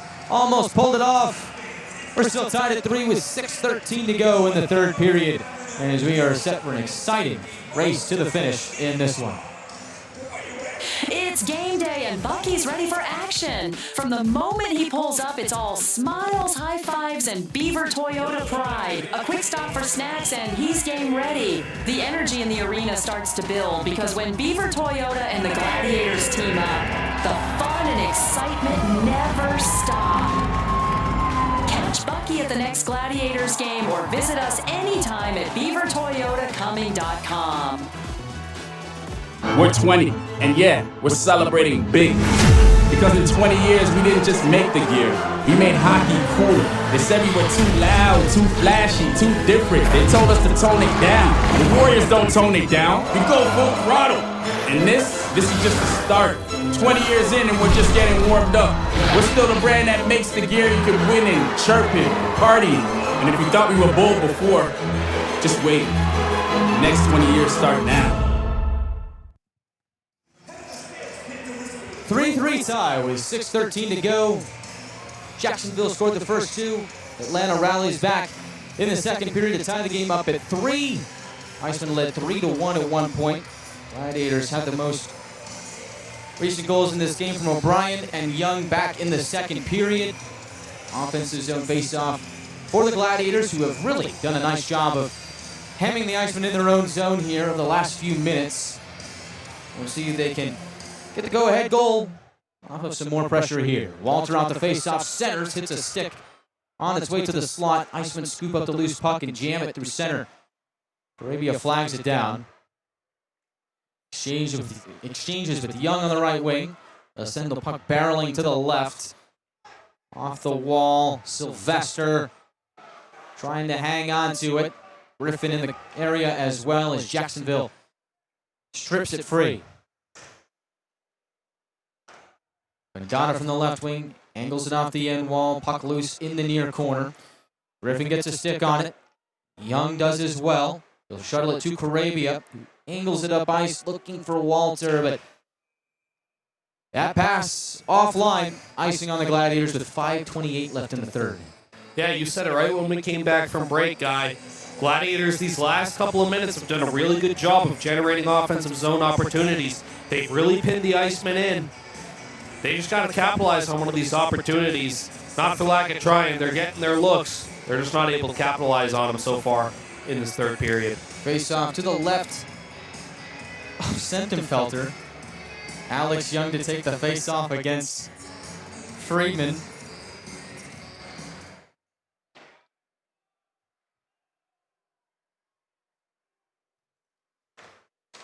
Gladiators able to wrestle out the center. Walter off balance. Chops it to the trapezoid behind Bouillon.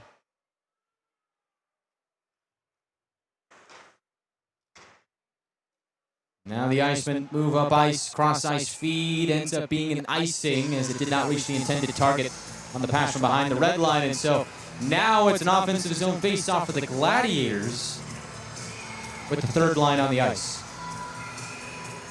And this third line's been good for the Gladiators all night. Denemy, Francis, and Cipollone, they've been generating chances all night. Look for them to have another good shift here late in this third period. Face off to the left of Bouillon. Icemen send the puck into the far corner. Into the final 5 minutes of the third. Jacksonville able to strip the puck free. Moving up ice is McMaster. Already has an assist here today in his Jacksonville debut. Coming over in the trade from Tulsa on Wednesday. Jankowski along the right wing. There's the puck shaken down by Denemy. Puts it to the neutral zone. Cipollone from there. We're just rimming around the boards to the trapezoid where Bouillon will slow it down. Icemen look to break out here. Pass to the right wing. Taking it in is McMaster. Chips it deeper into the zone and heads off to complete a change. Iceman center for a shot. The dangle from Hislop kicked away by Sentenfelter. 2-on-2 up ice. Francis down the middle, forced to the left wing. Pulls up at the point and shoots. That hits a stick and stays in play in the far corner. Appelt hustling there, looking to keep it alive. Takes a couple of whacks at it, but ultimately Jacksonville able to scoot it out to center. Jarvis with the puck over the red line. Lobs it in on the left side. Again, Bouillon out to play it. Helps it along to Condata. Quick reverse play, and Jacksonville is off and running. Y on the right wing tries to reel in a pass. Just a tad too far ahead. Gladiators get a piece of it. 3:28 to go. Icemen forced back into their own end. As now they try and charge through center. From the right wing is Potosha. Carabia defending, sends him to the end wall. Nolan joins the play as well in the far corner. Puck soccered out by Potosha. Gladiators able to swipe it to neutral ice.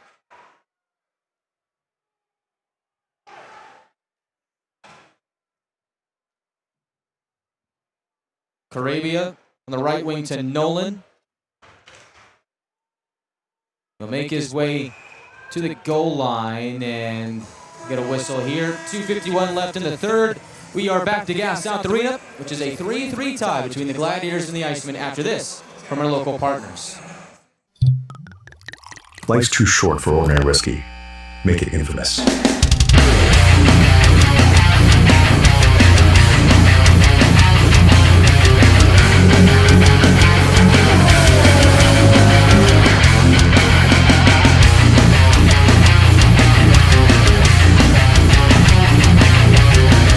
Now available at Mega Package Store, 2820 Lawrenceville, Sewanee, Oregon, 4 miles from Gas South Arena.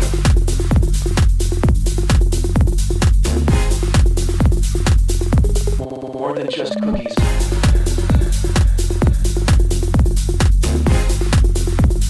Desserts now in rotation.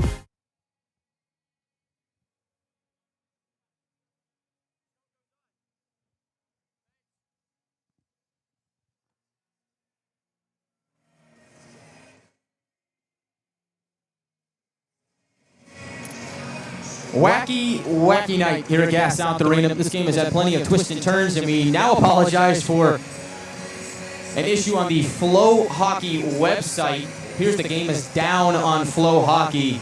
Not sure if you can still watch it on YouTube as well. Heard rumors of that. We didn't know about that before the start of the game. But for those of you on Peachtree Sports Network, thanks for sticking with us in this wacky one and on our YouTube audio stream as well. And they are actively working on the issue on the FlowHockey.tv website.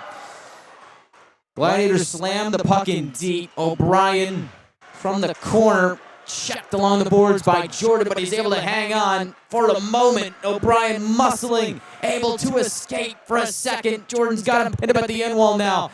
And off the wall he goes to McNamee, and the Gladiators keep possession. Nightchuck from the left wing. Trades it off to Burns. Slap shot, kick, save from Bouillon. Through a screen, just kicks out that right pad to make the stop. As the Icemen send the puck tumbling to Atlanta ice. Nightchuck up ice to O'Brien from the blue line. Rims it down to the trapezoid. Bouillon helps it to the far side. Pinching there is Walter. Gladiators looking to press here with 1:55 left in the third.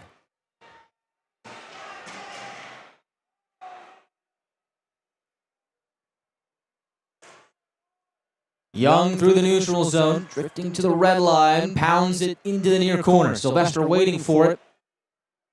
Contested by Hislop. Jacksonville trying to emerge. Walter gets a stick on it. Cravia thought about pinching, but thought the better of it. Gets back defensively. 3-on-2 for Jacksonville. As Condata from the right wing, caught up to by Jarvis, shuffles it to the far side. We're working up top is Brown. Turns and shoots. That's blocked by Walter. Loose puck for a long bid. Swept away by traffic in front. Now it is Griffin sliding it down to the end wall. Brown tries to scuttle away from Jarvis. He's got him all wrapped up, and Atlanta with possession will turn up ice. 1 minute left in the third period in this one. All tied up at 3.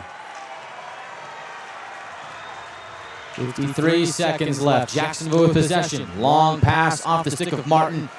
It'll be tracked down by Orzek. He'll connect with Nightchuck. Looking up ice, has Denemy on the left wing.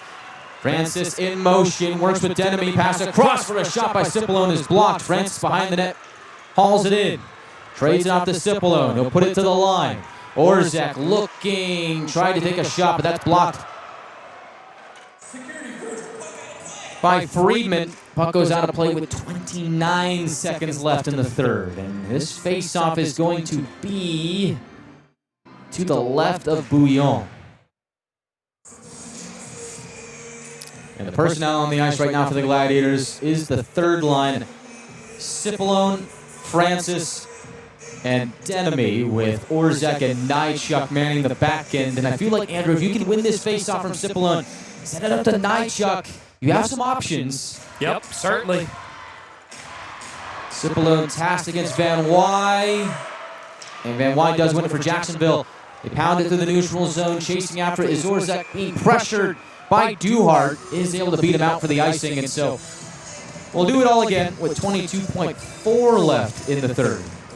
Yeah, just reset it, burn 7 seconds, and we'll go back right to the same spot. But as you said, Pretty important face-off here for Cipollone. If you can win this face-off here, you got an opportunity to get to put one on net here late in this one. Face on to the left of Bouillon. Cipollone against Van Wy again at the dot. And Van Wy has it taken away by Cipollone. Powering to the net for a shot is Francis. Second opportunity goes wide. Bouillon made the initial save.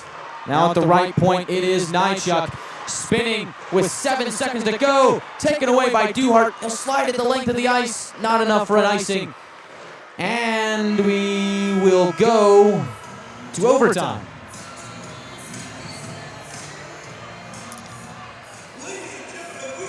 In the ECHL, it is a 7-minute overtime period, 3-on-3. Both teams have earned a point. Jacksonville now up to 37. Atlanta has now hit the 60-point plateau. And now we will play 3-a-side to find out who gets the extra point here tonight. Gladiators have been money in overtime this season, 6-1 record in OT. The lone overtime loss came to the Stingrays in the first game of the road trip on January 23rd. John Fusco scored the overtime winner for the Stingrays in that one. For the Icemen, in overtime, the Icemen this season are 5-2, and they are 2-1 on the road. The Gladiators have not lost an overtime game in this building.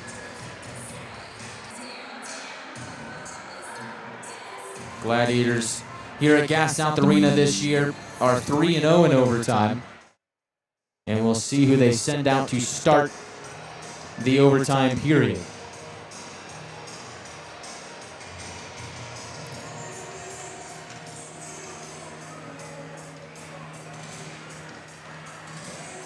And it appears it is going to be Sylvester, Nychuk, and Young to begin the overtime session for the Gladiators.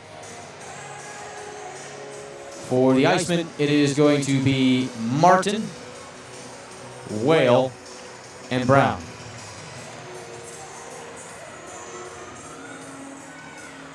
Last time the Gladiators won in overtime was that thriller 5-4 final from South Florida. Isaac Walters scored the overtime winner, and that one in a game where the Gladiators came back from down 2 to win. We'll see if they can do the same here today. They trailed 2-0 and 3-1 in this game to tie it at 3. And we will see if they can get the job done here in overtime. Young to duel against Brown to kick off the extra frame.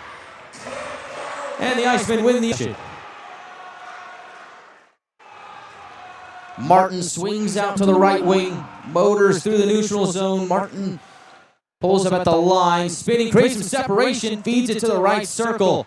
Waiting is Whale. Cycles to the left side from the circle, peels back a bit, and will just shuffle back out to the neutral zone.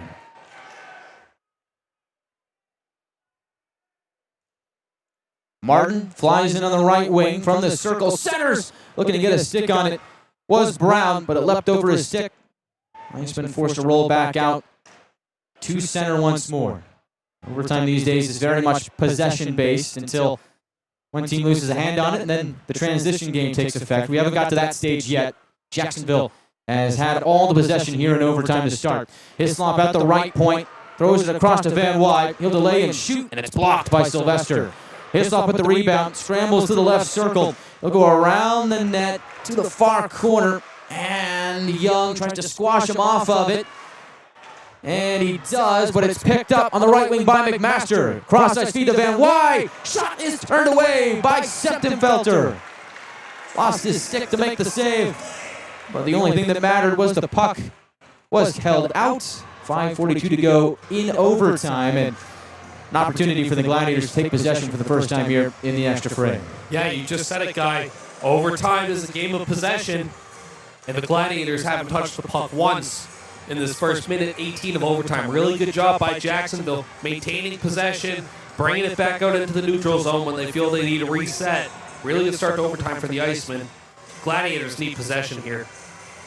Defensive zone face-off. O'Brien tasked against Friedman. Jacksonville's won another. Jordan from the left point scans the ice, chucks it across to Griffin. From the right point, back to the left wing to Friedman. Drifting right at the line, ships it down deeper and turns it over. 3-on-1 up ice for Atlanta. Orzek to O'Brien. Kick save Bouillon. And we play on. O'Brien's got it back from the left circle. He'll go around the net and center. Francis scores! You can call it a comeback. The Gladiators come from 2 down. And Ryan Francis calls game in overtime. Ryan Francis, his 50th career pro goal, is the game winner, and Atlanta wins 4-3. Well, they didn't need a lot of possession. They forced a quick turnover, grabbed the puck, set up Francis in the high slot for a one-timer, and this one's over. The Gladiators had possession in overtime for maybe 10 seconds, and it comes off a turnover. Jacksonville had possession for almost 2 minutes here in overtime and couldn't do anything with it. Turnover leads to the chance up ice 2-on-1. And the goal is under review. Of course. Of course it is.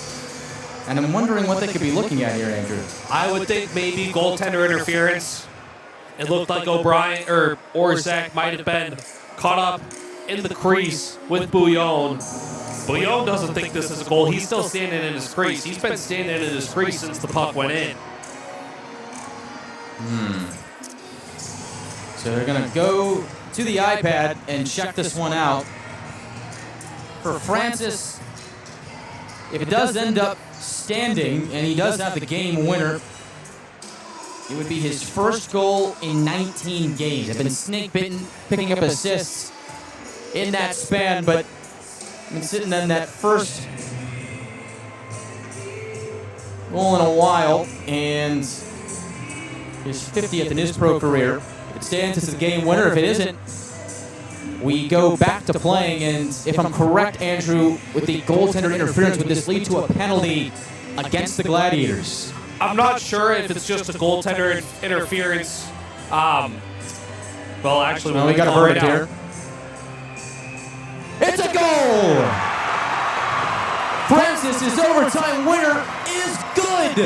And the Gladiators win 4-3 in overtime.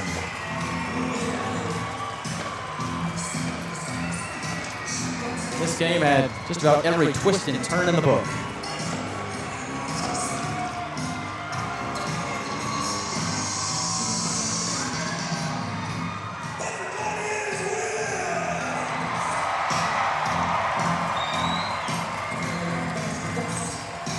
The Gladiators win a wild one. Final 4-3 in overtime, trailed 2-0 and 3-1 in this game, and have scored 3 straight, including the overtime winner from Ryan Francis, to win by the final score of 4-3.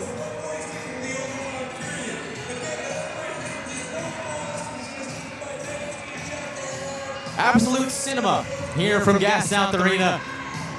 Atlanta wins a wild one, and they pick up their 30th win of the season. Gladiators soar to 61 points on the season and a 30-10-1 record. The Icemen do pick up a point in the loss. They are now 17-22-3 on the season. Coming up next here from Gas South Arena, 3 stars of the game. For those of you on Peachtree Sports Network, we will bid you farewell. Look again to seeing you back next time as the Gladiators take this one by the final score of 4-3. I'm Guy Chiarenza saying good night and so long for Andrew Fleming and Shelby Rabideau here on the Gladiators Broadcast Network on Peachtree Sports Network.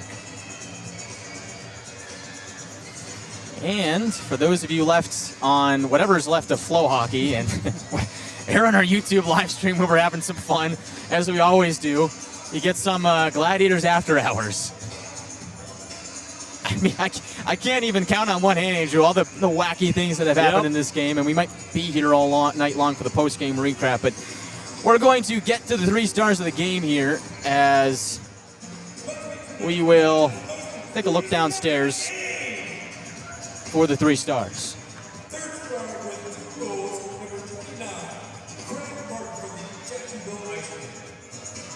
Third star is Craig Martin for Jacksonville, and he actually did have a really good night for the Icemen.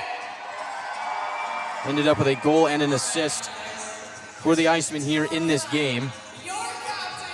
Second star of the night is number 16, Cody Sylvester. As the captain finishes the night with a goal and an assist. As the Gladiators get the 4-3 victory in overtime. And Sylvester's going to give his stick away to a young kid in the first row. That's awesome. That's way cool. Captain Cody leading the way. He is your second star of the game. And your first star of the night with the game-winning goal in overtime to complete the comeback. It is Ryan Francis. His fourth of the year is the game winner. And the Gladiators have won an amazing game, 4-3 in overtime. Francis finishes the night with a goal and an assist. Had the apple on Sylvester's opening goal for the Gladiators back at the start of the second period. He is downstairs with Miss Emma Harp. We will tap in and get his thoughts on the win.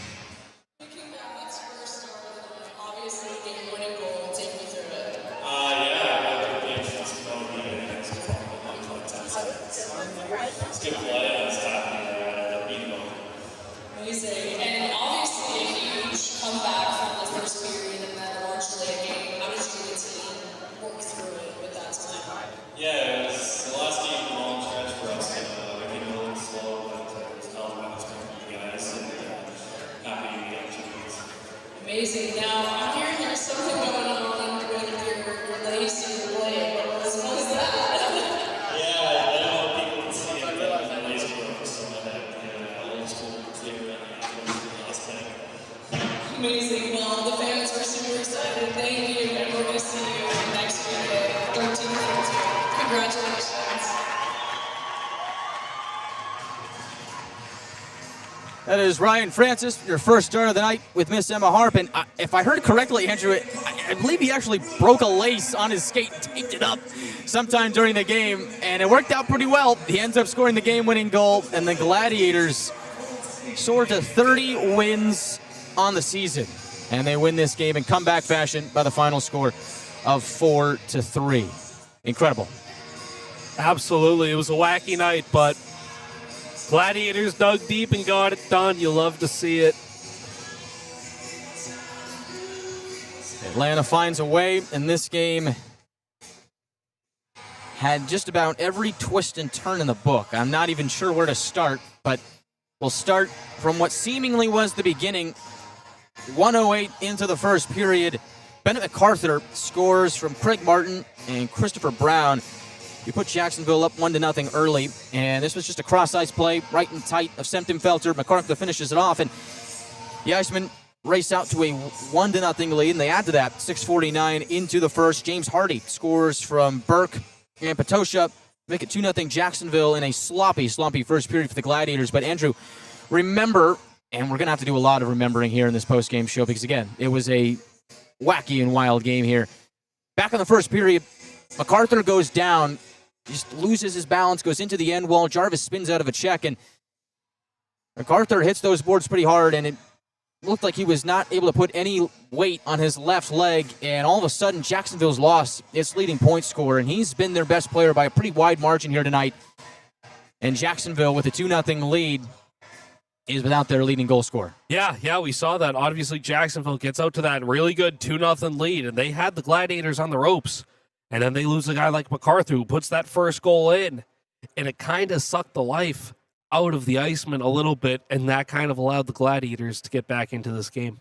The first period, not great for Atlanta by any means, but they roll into the second period, and that's when they start to hit their groove. As 2:21 into the second period, Cody Sylvester gets his 10th of the year from Joey Cipollone and Ryan Francis to make it a 2-1 game. And that was a great shift by Cody Sylvester there, Andrew. What'd you see on that shift from Cody? Yeah, it was just a really great breakout by the Gladiators in general. Ryan Francis with the puck on the near wall, throws it far side to Sylvester. One touch pass to Cipollone. Cipollone cuts wide. Sylvester cut into the middle. Smart, high IQ play. Goes to the net. Great backhand pass from Cipollone. And Sylvester taps in the one-timer to get the Gladiators on the board. The Icemen do get a power play goal to restore their 2-goal lead, as it is Craig Martin on the man advantage from McMaster in his first game with the Icemen since the trade from Tulsa on Wednesday, and Holden Whale making it a 3-1 Jacksonville lead. And at that point, felt like the momentum was starting to shift back into the Icemen's favor, but then the Gladiators string together what it would end up being 3 straight goals, but they end up stringing together 2 goals to end the second period to tie the game up at 3. As first, it's Jack O'Brien, 8:24 into the second period from Orzek to make it a 3-2 game. And that was a great shift by Orzek. Good hustle, was denied on the first chance towards the net, spun around and was able to find O'Brien. The Gladiators were able to cycle around and then find O'Brien for the score. And then 13-18 into the second period. So with 6:42 to go, Alex Young scores on one of the wackiest goals I think I've seen in a long time from Chad Neinchuk and Cody Sylvester. They just cycle up to the point, and Young takes a shot, and his stick breaks, and instead of the shot going up high like the goaltender at the time, Leinen anticipated, it ends up just sliding straight along the ice. It's a changeup, as you said earlier in the broadcast, Andrew, and wasn't able to react in time. Ends up in the back of the net, and the Gladiators had tied the game up at 3. Yeah, just a really good break for the Gladiators and Alex Young. On the power play, Young has the puck in the high slot, looking to probably pick a corner there. Snaps his stick, and it was a changeup, but it was still pretty hard shot for him snapping his stick, and it just flies 5-hole on Leinen and tie game. The stick broke on the release, so the puck already in motion, had enough mustard on it, goes into the back of the net to tie the game up at 3. And then, unfortunately, with 4 minutes left in the second period, a fan in the building experienced a medical episode. We're not going to speculate what happened, and we're not going to describe it in detail, but that fan was tended to by our great medical staff here at Gas South Arena, and the delay as the fan was receiving medical attention went on for over 10 minutes as the game was stopped as this was all happening, and so both teams were sent into the locker room. 4 minutes left in the second period. We roll into the second intermission. Both teams come back out for the start of the third. And we play through the first 4 minutes of the second period. And then we get a 2-minute timeout. And then we go into the third. And neither team scored in the third period, Andrew, but there was some really good offensive zone time for the Gladiators. And it felt like that third period, they got back to their bread and butter, pitched a defensive shutout, started to smother their opponent. And it set up big things in terms of a momentum swing for them as this game went into overtime. Yeah, late in that second period and certainly into that third period, the Gladiators really got back to Gladiator hockey that we've seen all year. You know, strong forecheck, really good defensive game, keeping pucks to the outside. And Jacksonville didn't really generate much in the late second period into the third period. I mean, I feel like the Gladiators grabbed all the momentum late in this game, and it certainly carried over into overtime. And so into overtime we go, and the Icemen have possession for almost 2 minutes to the start of overtime. The Gladiators don't win it off the opening faceoff, and they don't win it off the second faceoff, and the Icemen have full control. And overtime these days is really possession-based. Seems like whoever has possession really has the upper hand, and we've seen times where, you know, the losing team doesn't even get a chance to possess the puck in overtime with how possession-based things are these days. But Jacksonville, costly turnover. They cough it up at the left point, sends the Gladiators up ice. 2-on-1. They don't finish on that, but they do go behind the net and set up Francis between the circles for what ended up being the game-winning goal. Ryan Francis had not scored in his last 18 games. He scores the game winner tonight. It's his 4th of the season and the 50th goal of his pro career. And the Gladiators, once again, have come back from behind 2 to win. Yeah, it just really felt like Francis was due. You know, I feel like these last couple of games, he's really been getting the skating legs going. You know, he's always been a shifty player. He's been using his size and his agility to his advantage. But this goal here was just an absolute bomb. Great setup by O'Brien from below the goal line, hitting Francis, who's wide open in the high slot, and he just throws everything he has into that one-timer. And Bouillon didn't have a chance to stop that one. And I told you there's going to be a lot of remembering here in the postgame show. The goaltender that started the night, Tapias Leinen, did leave the game in the third period, and he did not return. He was replaced by the backup, Michael Bouillon, who did surrender the game-winning goal to Ryan Francis. And I told you this one was strange, as I wasn't all. As we go to video review at the end of overtime, they make sure that the goal from Francis is good. It is, and the Gladiators improve to 30-10-1 on the season. What a wacky game. That's all I can say. I mean, it was a fun one, a thriller, comeback win for the Gladiators, and we get to do it all again on Wednesday night in Greenville as the Gladiators head to Bon Secours Wellness Arena to take on the Greenville Swamp Rabbits on Wednesday night. That game has a puck drop time of 7 o'clock Eastern Time. We will call it a 6:45 pregame show on the Gladiators Broadcast Network as the Gladiators meet the Greenville Swamp Rabbits on Wednesday, winners of their last 3. And for the Gladiators, what more can we say about this team? I mean, they just continue to just defy the odds, raise the expectations, and find new ways to win. Comeback fashion here tonight. And a wild one from Gas South Arena. Any final thoughts? Yeah, we came into this game, we said it was going to be a trap game, and it was to start. Yep. Jacksonville comes out, scores 2 goals in the first 7 minutes, and we thought this one might have been over at that point. But, the Gladiators, this team showed a lot of resiliency this year, and we saw that tonight once again, being able to be down 2-0. All right, you score that goal from Sylvester, you make it 2-1, you're right back in this.